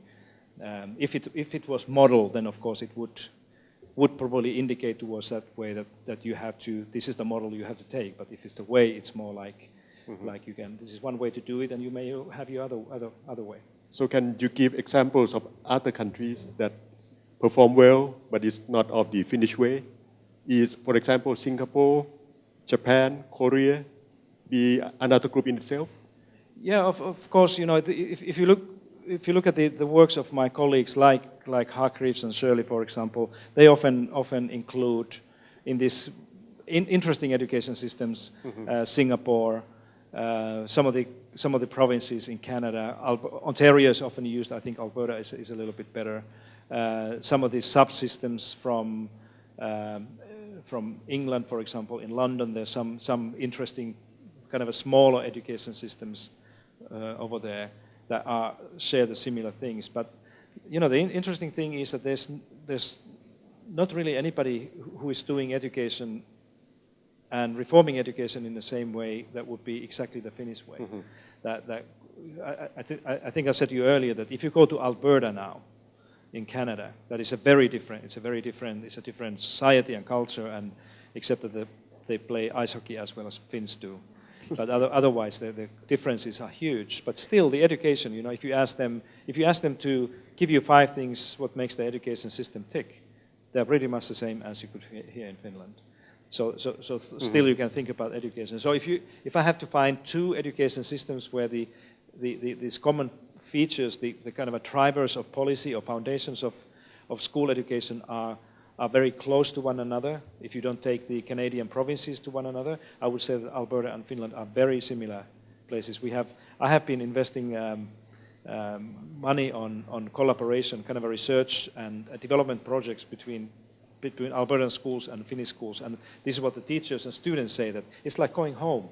That the environment is so similar, and what the teachers are talking about in the staff rooms is just like a home. So that's why I would probably find more common things between those systems than I will not let you go easily. I will ask you, pursue you the question on the East Asian model, because for Thai, they are very much more familiar with the East Asian model, like the Japanese, the Singaporean, the South Korean, the Chinese. All of them are working very hard, spend a lot of time in school, doing a lot of homework. Yeah, well, in that sense, I think you can find. Can I take Singapore, for example? Yeah. Because Singapore is one of those that I know probably they're better than others. That there are many areas in Singapore. I don't know whether it's because they have aligned what they do into the Canadian and Finnish way of doing these things, but many of the things in the school leadership, teacher development, teacher education, even pedagogy are very similar to what you can find in Finland. But then, of course, there are differences like the role of national examinations there, or the entry into the university. That is a very different factor within the Singaporean society that makes parents and children do many things, including that. I just read the story, it was yesterday, that 40% of the preschool children in Singapore go to private tuition, and 80% of the primary and lower secondary children have a private tutor or some sort that you can never find in Finland. So this would be like completely opposite way of thinking about. Or the homework that I mentioned. I know that if the homework is part of the private tuition, then it's a very different thing. So some of those education systems, and I spent some time in South Korea and Japan as well, and some of those things are similar over there. But then the other things are really almost the opposite. These are the things that I would more associate to the culture. They are not so much educational things, but and you know this much better than I do, that if you ask Singaporeans or Koreans or here that why do you give such a central value to the examinations and testing? It's often parents say that I want to have a good education for my child, and good education means to get your route all the way to the best university in the country, or Harvard, or somewhere else, and that makes parents to do whatever they can do to do that. But we don't, in Finland we don't think like this. It's a very different. I think that we are treating our young people much more like adults already when they are 16 and 17. That it's your choice, that you decide what you want to be, what you're going to do. It's not my call, and that's maybe explains that it's not so much about the education, how the education system works. It's more about how society and culture and parents. But what do you think? Is this you know this better than I do? It's a fair answer, I think, a fair response. But in your book, you spend a lot of spaces and time attacking the so-called germ model. Could you talk a little bit about the germ model? And do you consider whether the East Asian model part of the germ model? This is a hard question, I can tell you that. And GERM, for those who are not familiar, GERM is a global educational reform movement, and it's basically this red circle there that you saw. That because I have done some analysis and research myself, but rely heavily on the work of the others, those colleagues that were mentioned earlier. And so the GERM, I think it's a nice acronym because it refers to a virus. It's like a viral spread. And I came to this germ thing because I asked myself that how is it possible that so many countries are following these examples of testing and competition, standardization and privatization of education and all these excellence things, and everybody's getting these things wrong. I haven't seen any education system where these policies would have been at the center of the national education policy or reform, and they would have been successful. So that's why I think this germ, this virus that often travels with the consultants, with the institutions like World Bank and OECD and others, and their consultants and reform programs where I spent 5 years with the World Bank, so I know what I'm talking about here. How these world global development institutions are often insisting governments to do certain things, and I was part of that machine, insisting some governments to do things that I knew that are crazy, that it's not going to work, but still the large institution is putting conditions that unless you do this, there will be no money for this thing. And there was often no research behind this thing. It's just a kind of a belief or faith that this is what others have been doing. And that's why I call it germ, because it has been really spreading around. And now we have a lot of research about this, more research about showing how harmful this has been. Like many systems, education systems, not limited to places like South Korea, Japan, but go to Africa, for example, where the high-stakes testing is now part of the kind of a school play there, how young people are killing themselves. They're making suicides in a rates that we've never seen before. And if anybody kills herself or himself because of the things that are happening in the school, I think it's a crime. Yeah. I think it's a call for action and say something. I don't care how you call this thing, but if young people are taking their own lives because of the policies and things we adults ask them to do for the school system, for the education, I think there's something completely wrong. And this is part of this germ movement. And that again, they're the alternative for germ. And this is interesting. Some people, not me, but some other people have been saying that without Finland, that if Finland hadn't been there in 2001 PISA and afterwards, just imagine for a moment that Finland didn't exist. That how this whole thing would have looked like. I think we would be now in a situation where this germ would be much more dominant discourse in global education. But it's this little tiny country of 6 million people that have been standing there as a beacon and warning people from going that way necessarily without really thinking about what it is. And that's a kind of a nice thing. Finland has been like that in many other things as well. That we stand alone there and say that, hey, wait a minute, this is not. You have to listen to what's going on. And I think the Finland has, in a way, I think I write it in the book, that Finland has been a kind of an antidote, a vaccine for the germ, in terms of providing an alternative way to think about many of these things. East Asian model germs? They are certainly, this germ idea is not, it's not like you have germ or you have not. So it's not like being a little bit pregnant. But if you're either pregnant or not, that's not what the germ is. But it's a little bit like a flu, that you may have, some people, that you can say that I'm sick, but I just may have a running nose, but I can still go to work and do normal things. Or you may have the same virus, but it puts you to bed completely for a week, and you cannot do anything, and you have pain everywhere. So it's the same thing with the education systems, that you may have this germ infection, but it may show up in a different kind of symptoms, or you are doing different things. And that's why in Southeast Asian systems, like South Korea, for example, that has been a high-performing, successful system, of Japan.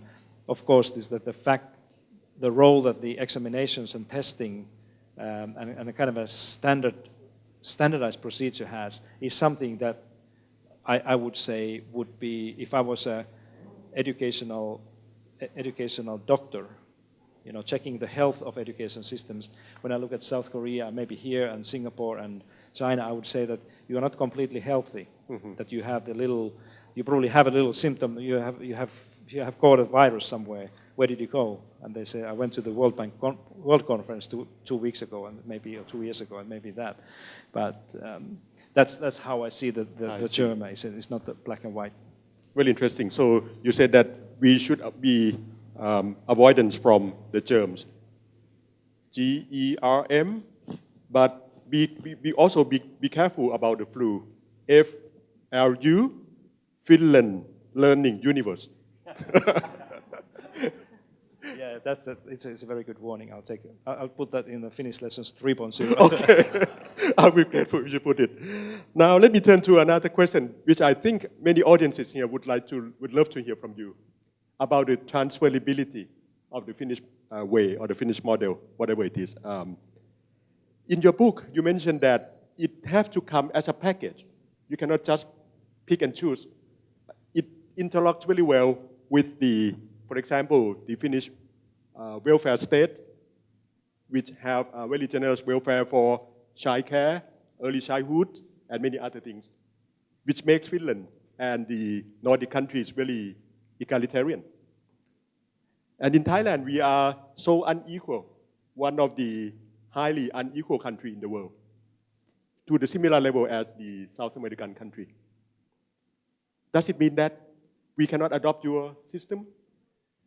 No, it doesn't mean that, but it means that it will be more difficult to get some of these things done. Of course, it's you may have an unequal society and nation, but you can still have a well-performing education system for sure. Again, Canada is interesting. If you look at one of those things that we often associate in good social services, health, pensions, childcare, education, is the political empowerment of women. And again, if you look at the Nordic countries, all the Nordic countries are very good examples of places, political systems where women are really empowered, that we have very close to gender balance in all of our national governments. And that leads to some improvements in some areas, but not necessarily education, because again, Sweden, Denmark, and Norway, regardless of this gender balance in politics, that they have not been able to put the speed into the education system. But Canada is interesting because Canadians are not very good in gender equality, unless you look at the Trudeau government now, that is exactly 50-50. But before that, and the provincial governments are completely different things. If you look at the child health and well-being indicators and comparisons in Canada, Canada is not doing very well at all. It's actually, Canada is somewhere there below the middle of the wealthiest part of the world. And some other indicators as well. But still, Canadian school system is working very well. So my answer to this is that if you just take some of the social indicators related to Canada, and then you should kind of guess how the education will do, you would not probably be guessing and saying that Canadian school system will be very equitable and high performing because of this thing. But that is a fact. So the Canadians, they have done something systematically in education that is doing away those negative influences of inequality and some issues related to gender balance as well that are there. But definitely I'm saying that, you know, if you have all those conditions in your society, that you have equality and you have trust in people, you have good governance that Finland is celebrating every year, that it's much easier to do this. It's much easier to build a well-performing education system when you have this. And actually good governance, the lack of corruption is a very, very important thing, because then you can, you know, this is something that many people don't understand when they come and see in Finland, that how you can run the system where you can basically rely on school principals and teachers' word that they will do a good job. And this is exactly what we do, that we don't need to have a inspection or control or accountability systems or reporting or anything like this.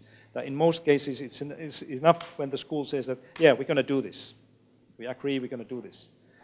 That you know, if you don't have that luxury in your own country, then of course you have to establish many of these measures and control things that are very expensive, and in many cases they are very harmful. Like again, if you look at Scotland or the Netherlands, fairly good education systems both, but they have this very heavy and expensive, complicated control, inspection, testing, accountability systems there. Many teachers and principals say that this is absolutely necessary, but they need to have those things, because not the entire system would be able to work in a kind of a reliable way. So so you need, if you have some of those qualities, and Finns have been lucky that we have had those things.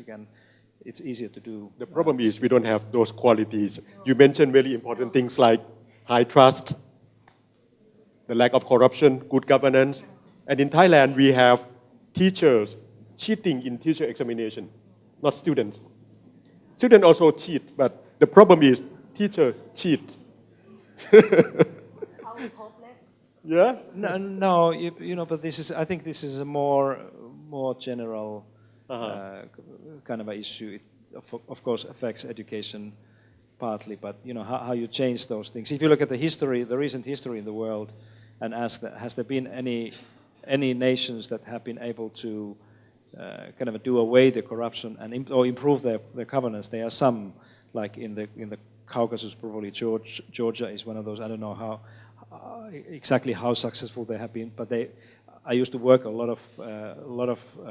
many years with Georgians, and it was completely corrupted. Just you couldn't do anything there, or you could do everything there just by finding right people to do, and they are now considered as one of the most reliable places to do business and run things. So the progress is possible, but I don't know what type of things it would take. But certainly, if I was an educator here and understand that the trust and good governance and these things are important elements of good education system, then of course educators have to use their voice and be clear about those things, that we can run a good school system if we have more kind of a transparent and trust-based society as a whole, and then ask people to think about those things harder.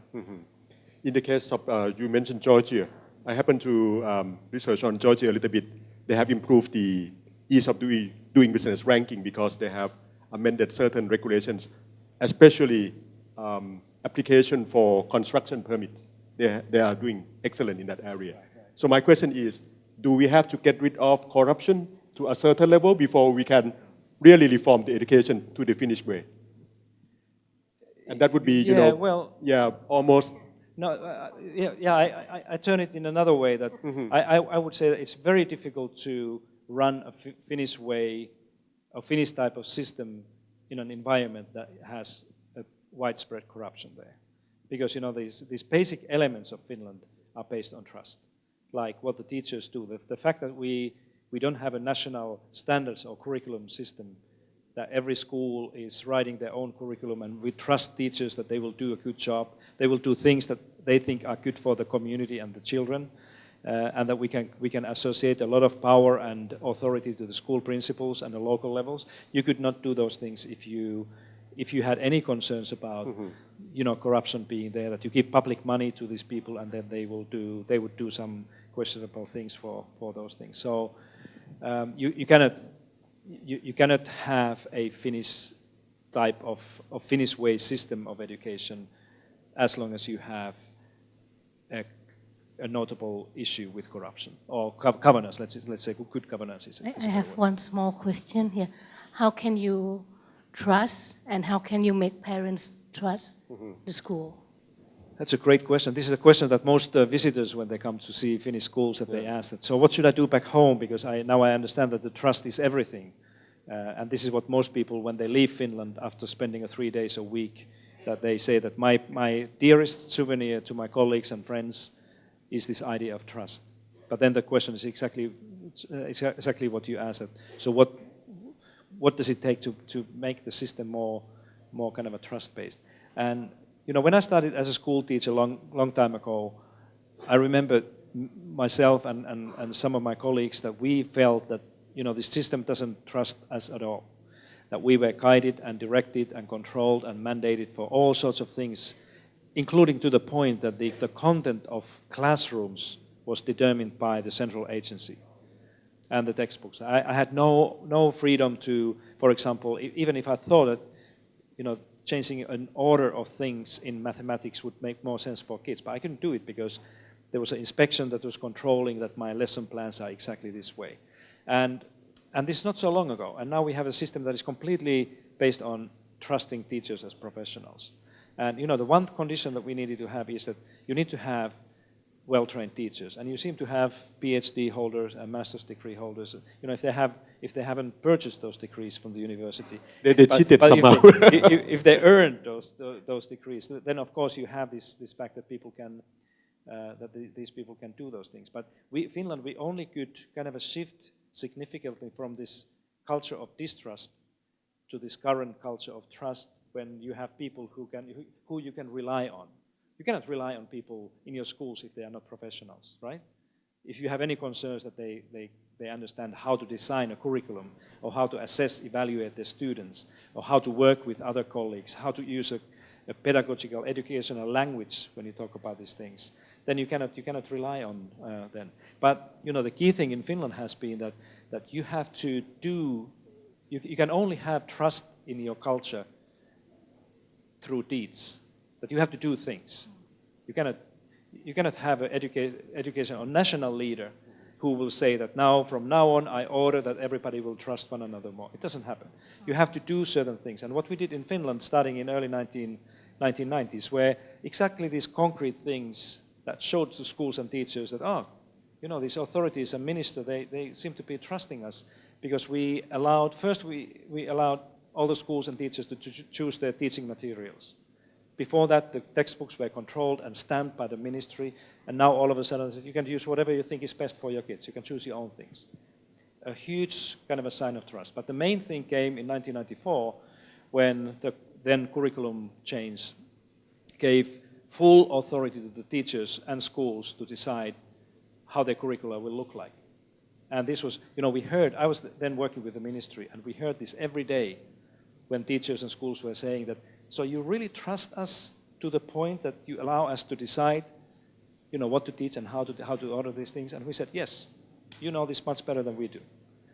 But the thing with this, and there were many other things related to the student assessment, that we don't have standardized testing because we rely on our teachers' judgment still. So all these things together has created this culture of trust. Because teachers, if you're a teacher in Finland now, you really feel that you can do things without having people watching over your shoulder and checking whether you have done this or not. But you cannot have that trust. Teachers in Finland would not feel like this, or parents would not trust teachers unless they would have seen that these professionals can take the responsibility and do good things without having ordered or directed by somebody else. Mm-hmm.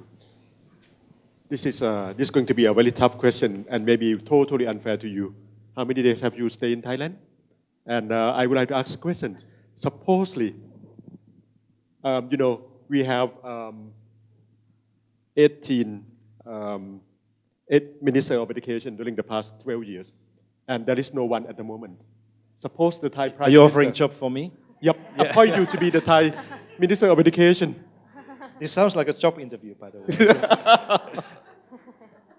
What would you do? You know, Yeah. you understand a couple of things here, but Sure. yeah, you are new here. But Yeah. I'm happy that you asked this question only now, because I have one principle in my professional life that I learned very early, is that I'm not going to make any statement or comment or opinion about the issues in the school system related to schools or education in any country before I have seen classrooms and spoken to teachers and really see a little bit and read more. I have read a little bit about your country. I have had pleasure to have some Thai students in my classes, wonderful young minds. I always tell them that you have to go back home, go back to Thailand, and use this knowledge for your people that they have done, which is a wonderful thing. But I have been. This is probably my 5th or 6th time, and I want to tell you that my first time I came here for honeymoon. wow. We landed in Bangkok, and it was not just such a nice day for at least me. So you have a happy memory here. No, I don't have. Too bad. I'll tell you why, because we came, I can remember the hotel, but I wanted to surprise my young wife with that time it was probably one of the best hotels here in Bangkok. And we flew all the way from Helsinki here, very tired. And our plan was to stay here like 3 days and then go to Koh Samui. That was a very different place than it is now. And Suratani, we took a train from here to south, and beautiful. That was a happy time, but not here. So we came to hotel very tired, and I go to this reception desk there, and I said that I have a reservation for my wife and myself here for 3 nights. And then this young Thai lady was very polite there and said, okay, so what is your name, sir? And I said, my name is Mr. Salberg. So she goes to the computer, and I said, excuse me, what is your name? I said, my name is Mr. Salberg, S-A-S-L-B-R-G. And she calls somebody else, and they try, and then she says that, I'm very sorry, but you don't have a reservation in this hotel. And I said, I sure do. I went to the then we had travel agencies that time, and they made a booking for me, and I wanted to have the best hotel for my honeymoon. And they were very embarrassed and said, but we are fully booked, and you don't have a room here. So guess what? So we had the first fight with my wife after being like 1 day married in this hotel lobby there, and she was so upset and said, I should have done it. Why did I ask you to do this? Because I know how to book the hotels. And I said, okay. And at that time, there is no such thing as Airbnb. Yeah, exactly, yes. So, and these poor people there behind the reception, they are watching the first marital fight that we are having. And she said to me that, okay, I'll go and try to figure this out. Okay, so she goes there and said that, so once again, do you have a reservation here for Pasi Salberg? Oh, Mr. Pasi, yes. And she came back to me and said, now you handle this is how you handle the business. Now we have the room. So then I learned that here in Asia, you often you call your, like Mr. Pasi. And so they used my name in a kind of different order there. But after that, everything was, we were very happy and enjoyed the time. And in your book, you write that everywhere you go before you give advice to government, you always teach at some school. That's my criteria. That if I work seriously, and if I need to give advice to anybody, I always ask the minister or somebody to give me one classroom for half a day. I don't really care what age the kids are, and I teach mathematics with them, and I learn more from that experience than any meetings with the minister or the authorities asking them how your schools go and what. I don't know how long we can keep the post of Minister of Education for you, but next time when you come here, we certainly bring you to a school to teach, and then you can give advice to us. Can the embassy arrange that? Yeah, I can do the first, but I'm not sure that this advice. You have to pay for me to give advice. Yeah, I'll let the World Bank pay for it. yeah. I can teach for free, but the advice is always costly. Yeah, no, just come with some cost. Well, that's really enlightening for me to talk to you, and I'm sure perhaps it's time to open the floor, or maybe if you have. I think it's time to give Dr. Pasi a sip of water, and then I've heard that Dr. Somkiat here is a big fan of accountability and market-based I'm fan of the policies. germ. Yeah. You are the antidote, so I'm really afraid of so- you. So can we hear from you Yeah. about what you think the model or way that we work for the Thai education system? I think a lot. I thought a lot when I read your books. I read your books just completed a few days ago because I have to be here today. And I read the Thai version much bigger than this one because it's just a photocopy. But I read and I thought a lot. I think I understand the way the Finnish model or the Finnish way works.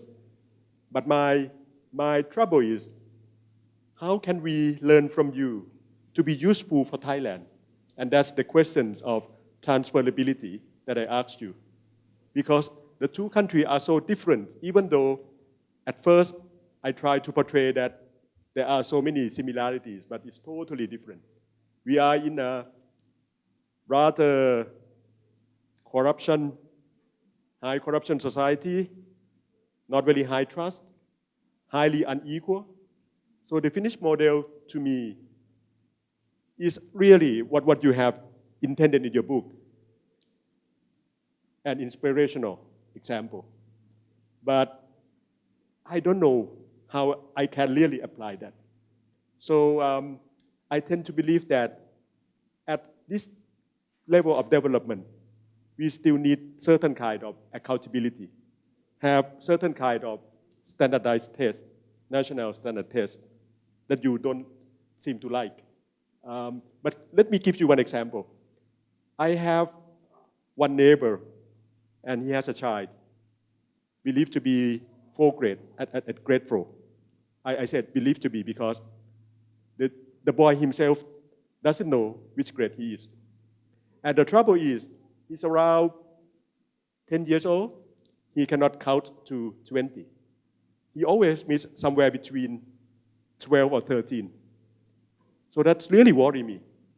Certainly the high-stake standardized test will not give you high creativity. But in the case of Thailand, I think what we need first is basic literacy, numeracy. So what's your idea? No, I fully agree, but I would not like people to think, for example, when you think about Finland, that there's no accountability. Of course there's accountability.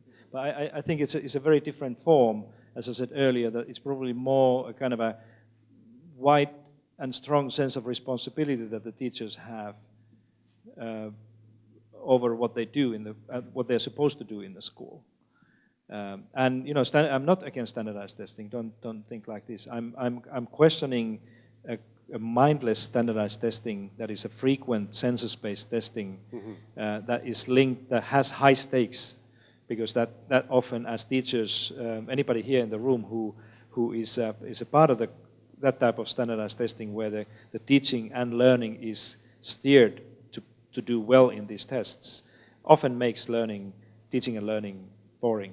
That is not what kids need to do, because they are, again, you know, the Finnish way offers a nice alternative to this testing thing, this whole assessment and whole accountability thing that you can have, like we have standardized testing in Finland, but we do it in a sample-based way, just like the OECD PISA is doing, that has no stakes and means really nothing for teachers or schools, but still informs the taxpayers and the government and authorities how the system is working. But I'm absolutely with you with the idea that, you know, if you want to make sure that everybody, as you should make sure that every child here will reach a certain level in reading and arithmetics and some other things, that you need to have those things. You have to teach those things in a certain way, and probably even control or monitor closely that these things are accomplished. I wouldn't be so much concerned about if there's one child who can count to 20 when he's 4 in the 4th grade. But if you have a lot of kids, if you have thousands of kids, or significant proportion of children the age group in the same way, then of course it raises a concern. But we need to understand that children are very different, that some of them bloom very early and some of them need much more time, and they still may become great minds and souls and important people in our society. So that's a kind of a different. Education is an interesting thing because we often do exactly what you did, that we use anecdotes, we use examples from our own lives, and then we kind of conclude that, you know, almost as if everybody would be the same way, and that's what the politicians often do, that they speak in the parliaments and they talk about their own kids or the neighbors' kids and say that this is what we need to do or this is what we must not do here. But yes, I think, and I would love to learn more about education here in Thailand. I understand that you have very different conditions here in Bangkok and some of the larger cities, and then you go to the rural parts. I read somebody wrote a nice paper, I don't know if you have seen that a few years ago, about whether a place like Thailand, for example, should give away the idea that there should be a national standards, that we should expect that children here in good schools in Bangkok and some other schools in the rural parts of the country should be aiming at exactly the same standards. I'm not talking about lowering the standards, but talking about different things, different competencies and skills and knowledge for children who live in the different parts. I'm a very strong critic of the so-called global standards that some people speak, that every child around the world should be learning exactly the same types of things. I'm not sure that this is something we should do. If you want to have further evidence of that, read the Sir Ken Robinson's book, published by the same publishers here, the Creative Schools, where Ken is a very strong advocate of more like a creative approach, where every child, everybody should be helped to discover their own talent, their own mind, rather than educate them to the same standards. I don't know if you know Young Chow. Have you published anything from Young? It may be another one, yeah. But that's but he's one of those Chinese professor living and working in the United States, a very good friend of mine, who is also strongly questioning this type of standardized thing for everybody. And if you begin to go that way, if you start to ask these questions, so do we really have to insist that every child has to learn exactly the same ways, same things in the same way? Then of course this comes back to your earlier question here, that so what should we actually try to accomplish in our schools? And that would be my question to your next education minister here, is that what do you think this country, the children really need in the future? Should your main concern be that they can all read and write in the same way? Or should you be more concerned about the idea that you try to get the best out of every child? And that doesn't necessarily mean that everybody has to be able to do mathematics exactly the same way, but that every Thai boy or girl would leave the school by saying that I know what my strength is, and I want to learn more about it. I want to develop further these things in order to make a living for myself and some other people. And maybe this is the way to go forward, rather than try to aim for these global standards. Thank you for your excellent questions. This has been really inspiring conversations, so thank you. Thank you.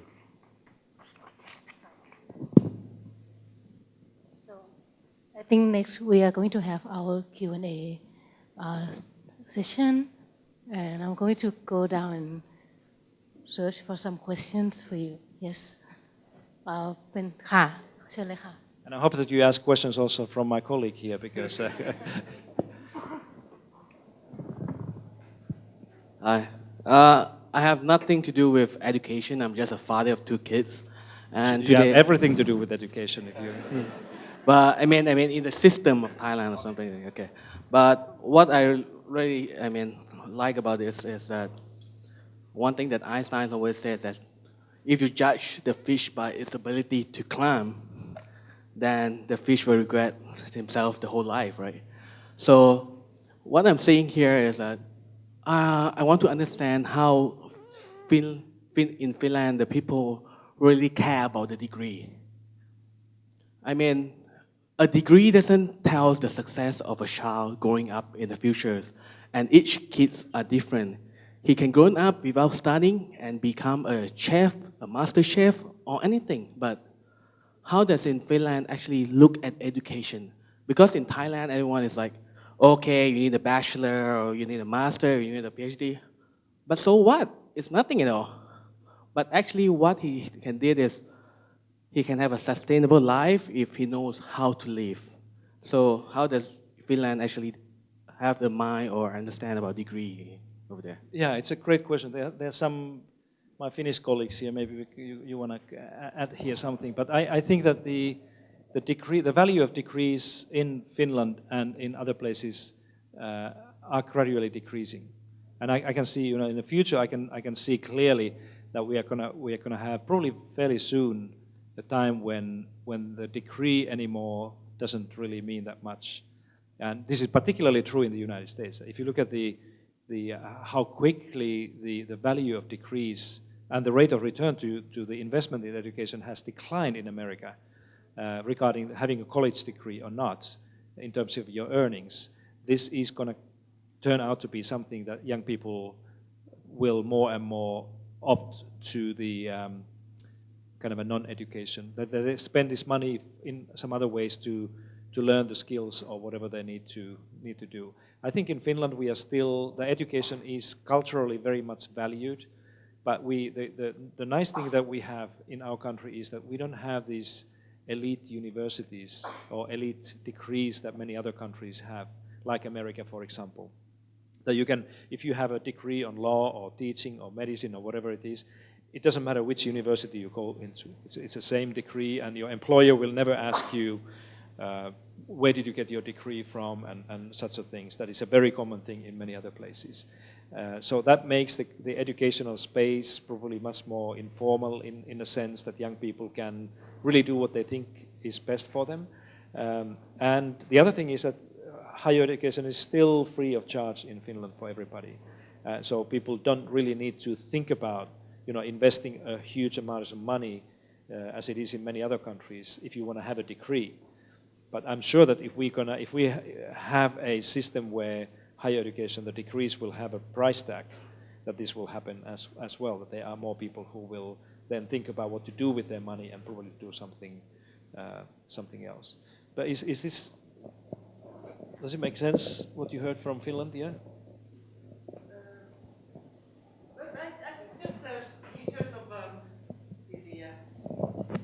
I think I can just tell from my sort of personal perspective about the importance of degree and so forth. Of course, that depends very much, I think, on the field. Like at the Ministry of Foreign Affairs, when we recruit new people, it is quite important, of course, that you have some kind of a degree, because in this field, it's important to have some kind of a sort of a knowledge that you have to learn also from books and from through a degree. But it can be many different types of degrees. But I must say that at least as important is when I look at the CVs of those who are applying is the other activities, is the whether they've been active in a student life or somehow else in the society, voluntary work or something like this. So I think it's a kind of a combination of issues. And I think that when Dr. Salberg was saying that it's not true that we skip the subjects exactly, but we do have these integrated sort of models, and I think that this is also what I see in the working life. That you need this kind of you need the skill to combine knowledge from different fields and apply to that to a situation. That's more and more important. That's something that our sort of very often I learn from our young interns, that these are the skills that perhaps they have much more than what I did when I finished school or university.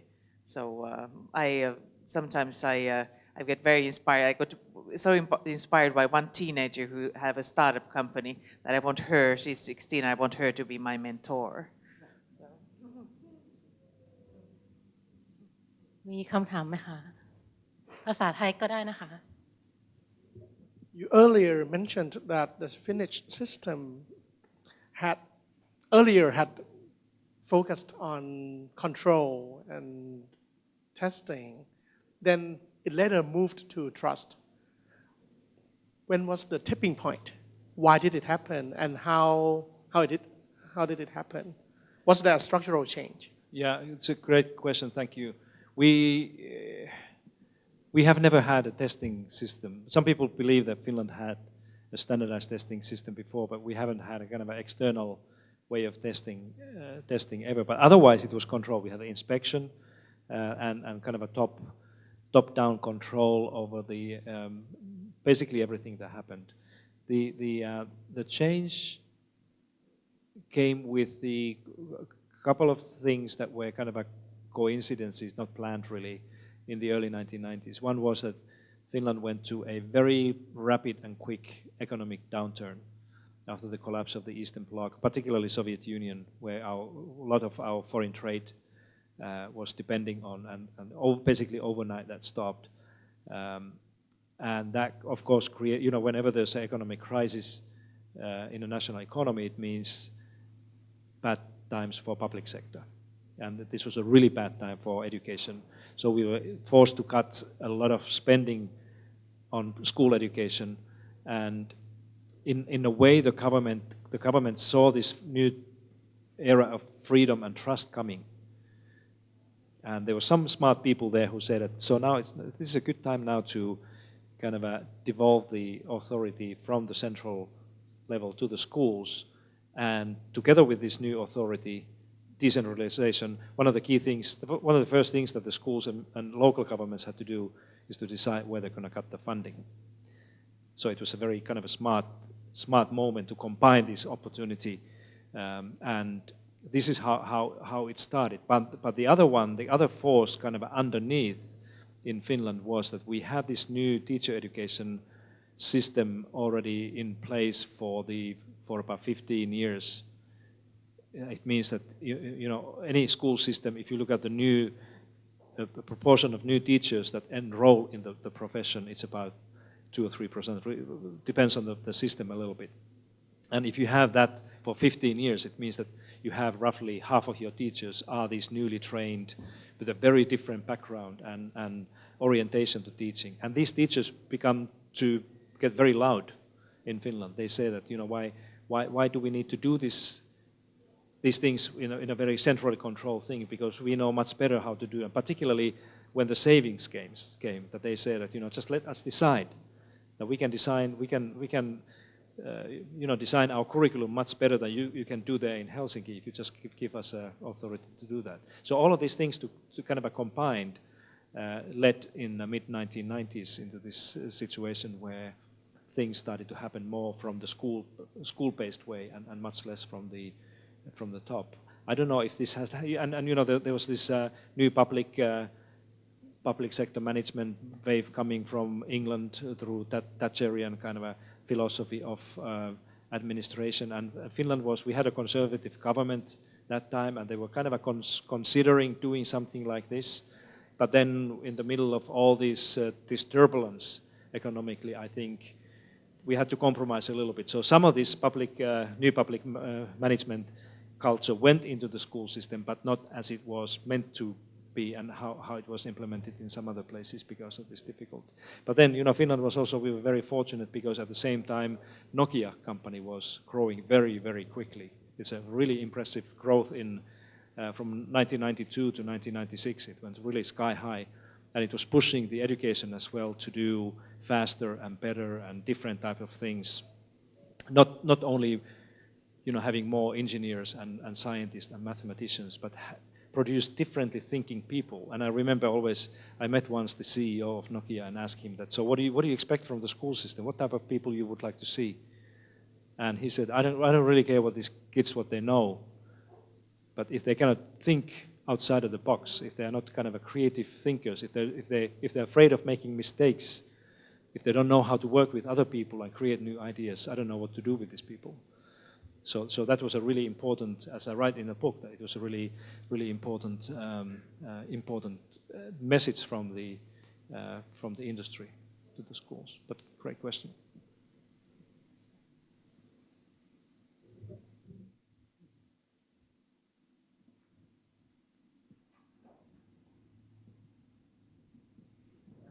I would like to ask Dr. Somkiat. So I have two questions. First, if you think that Finnish model is not maybe it's hard to adapt to Thailand. So do you have any model in mind that you think that may be able to suit Thailand more? This is the first question. And the second question is, do you think Thailand still have hope to have a better education? I mean, I read a lot of TDI, and I know that China, Vietnam, and every other countries is like going ahead, and I'm just wondering if Thailand will be able to catch up. And yes. Yeah, thank you for your questions, both of them actually. And you know, when I look around this room, I see a lot of hope here. And when I think about my students from here, I see a lot of hope. And of course, there's a hope. But I think, you know, you use the word Finnish model that I don't use. That I'm not seeing a Finnish model of education. I see more kind of it's almost like a Finnish philosophy of thinking about education. That this is an alternative to the, whether you want to call it a global educational thinking or mainstream thinking in education. But you know, I somehow in my mind, when I think about your question, I hope that, you know, if you here in Thailand, if you decide to join the competition and this global race in education, for example, using the OECD PISA as a criteria or metric for success, then I think you will have much less hope than if you rather would decide to come together and decide to formulate and create and work out a vision, a dream for your country's education. That if you, when you say that there's not a problem of vision here, but there's a problem is that everybody has their own vision. That this would be, I see much more hope in doing something like that, and then again using these global assessments and indicators as additional information to advise you, you know, how you're doing. But you know, this competition is so fierce, it's so tough now in education that if you want to be like Singapore, or if you want to be like Japan or South Korea, it's going to make many of your children very unhappy and unhealthy. And I'm not sure that this is what you should be doing.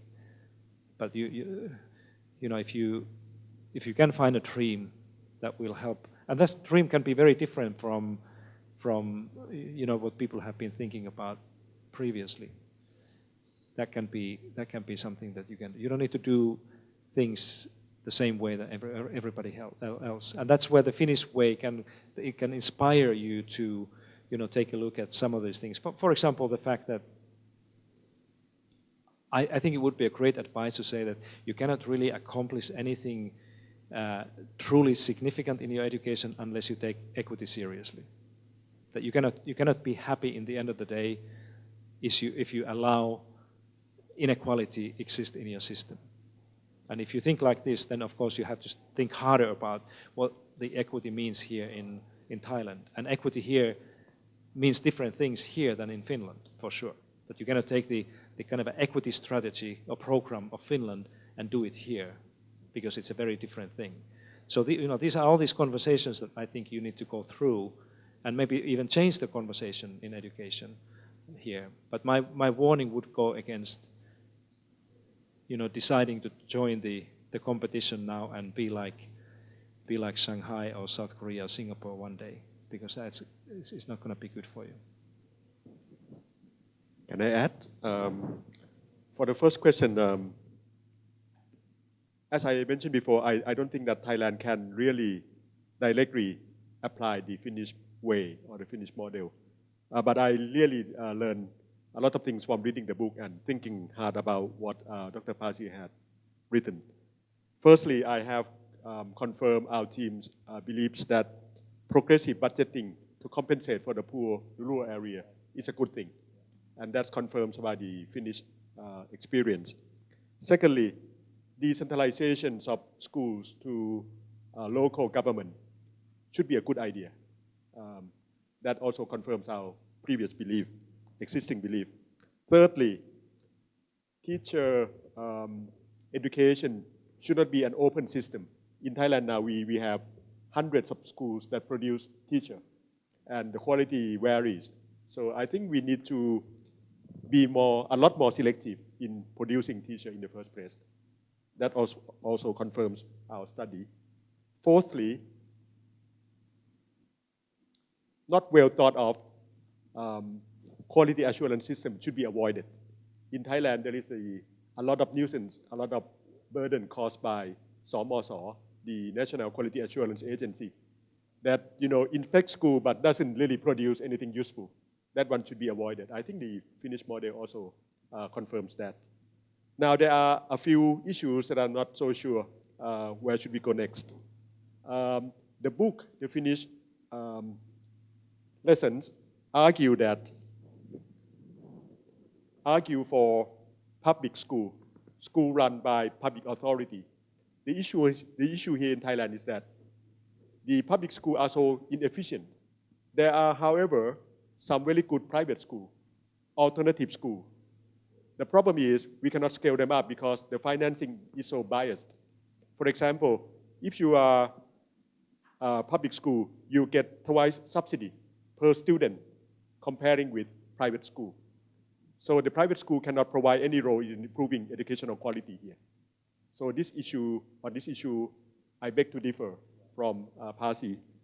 And then the question that Ajahn Vichaya asked about the standardized test and the high-stake test.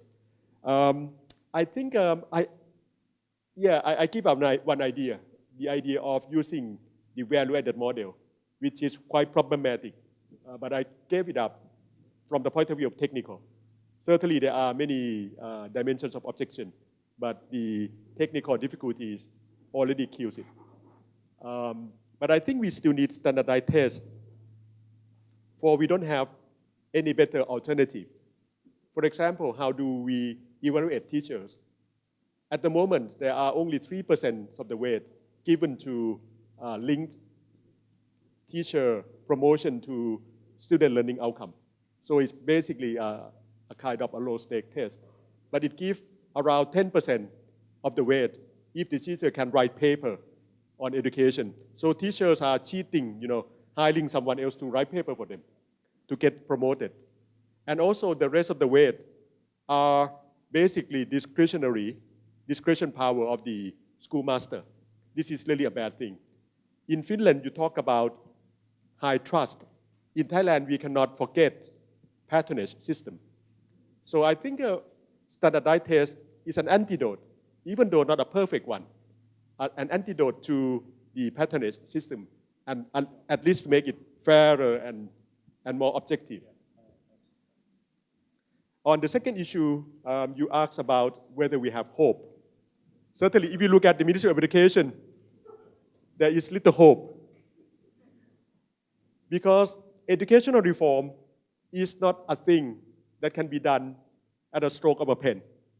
It is not a thing that if I go to the Prime Minister and convince him somehow that he should reform the educational system in this way or that way, it can be done easily by the Prime Minister signing a decree or a law. No, never. It is much more complicated than that. So the hope should be hinged upon the understanding of the society in general. And here I see hope, because I see local schools attached to local government authorities. Some of them are performing very well. I see hopes in the private sector, because they are now, they cannot stand having really poor quality workforce. So they have to intervene and have to work closely with the government, especially in the areas of vocational education, where the stake is highest for them. And also I see hopes in civil societies. They have created alternative schools that have innovation in many other ways. So I think the issue here in Thailand is how to scale up the good school, making it system-wide rather than exceptional. So that's my take. มีคำถามอีกไหมคะ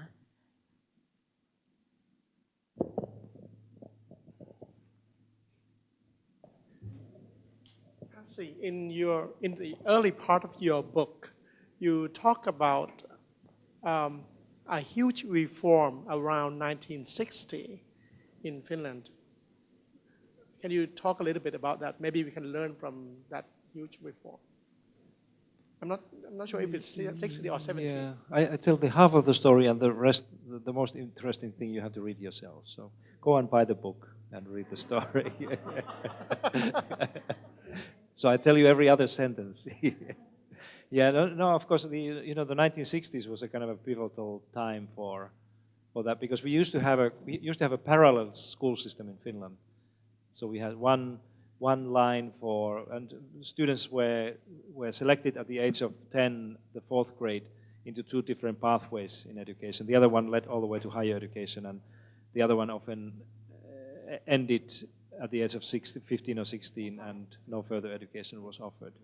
And the radical thing, the decision was to do this away and completely abolish that, and abolish all the private schools and others that were there as well, that were mostly privately funded, and create this new common comprehensive school that is a similar school for everybody. But the rest of the story you have to read in the book. Good question, thank you. One last question. So, ขอข้างหลังว่านะคะ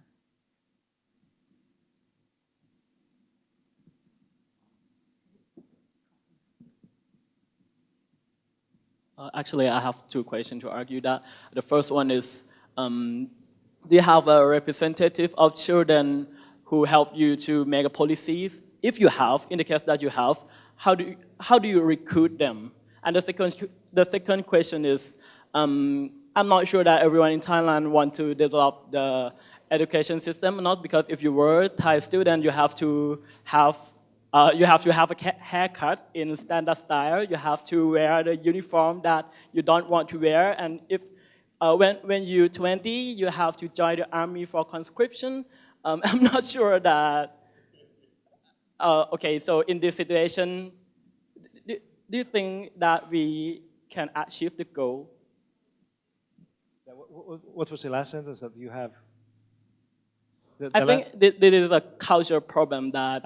Okay. Yeah, I leave it to you. You can probably comment on those haircut things and others. You leave dangerous question to me. Yeah.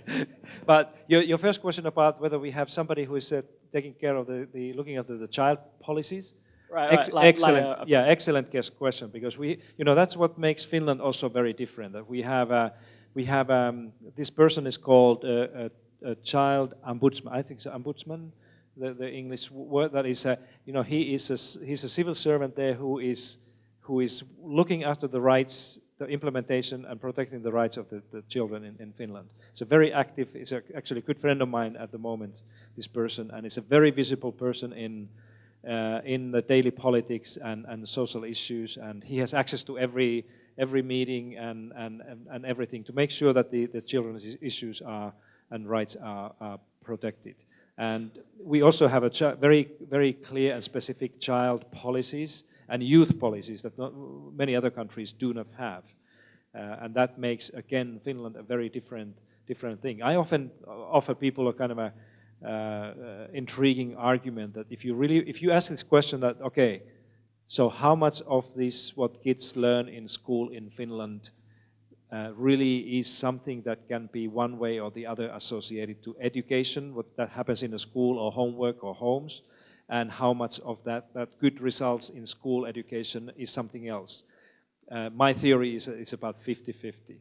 And this 50% of these non-educational things are exactly these child and youth policies and sports associations. The competitive sports in Finland always happens outside of the school. It's never part of the school programs, which means that there are many other actors and players, we call it the third sector in Finland, that are doing a lot of good work for kids, teaching them a lot of stuff when they play basketball or chess or music or theater, whatever they do.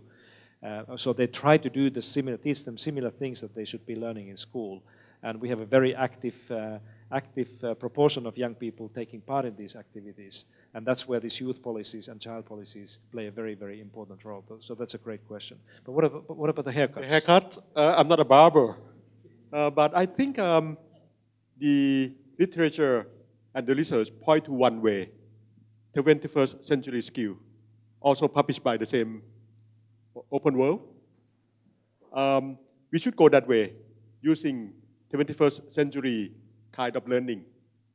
And having the same haircut, having the same dress, having the same textbook, having the same curriculum, go against the 21st century kind of learning. So I don't think it will go that far. So you're saying that let your hair grow? Yeah. Okay, I want to take this opportunity now, we are coming towards the end of the time, to first of all thank all of you for coming here. Wonderful, this has been really wonderful way to spend an afternoon. And I want to thank particularly you for the excellent conversation here, and the people from the Openworlds publishing house for putting together this extraordinary thing. And of course, being here under the shadow of our ambassador and embassy here is a privilege. So thank you everybody for this opportunity, and hope to see you again. Yes.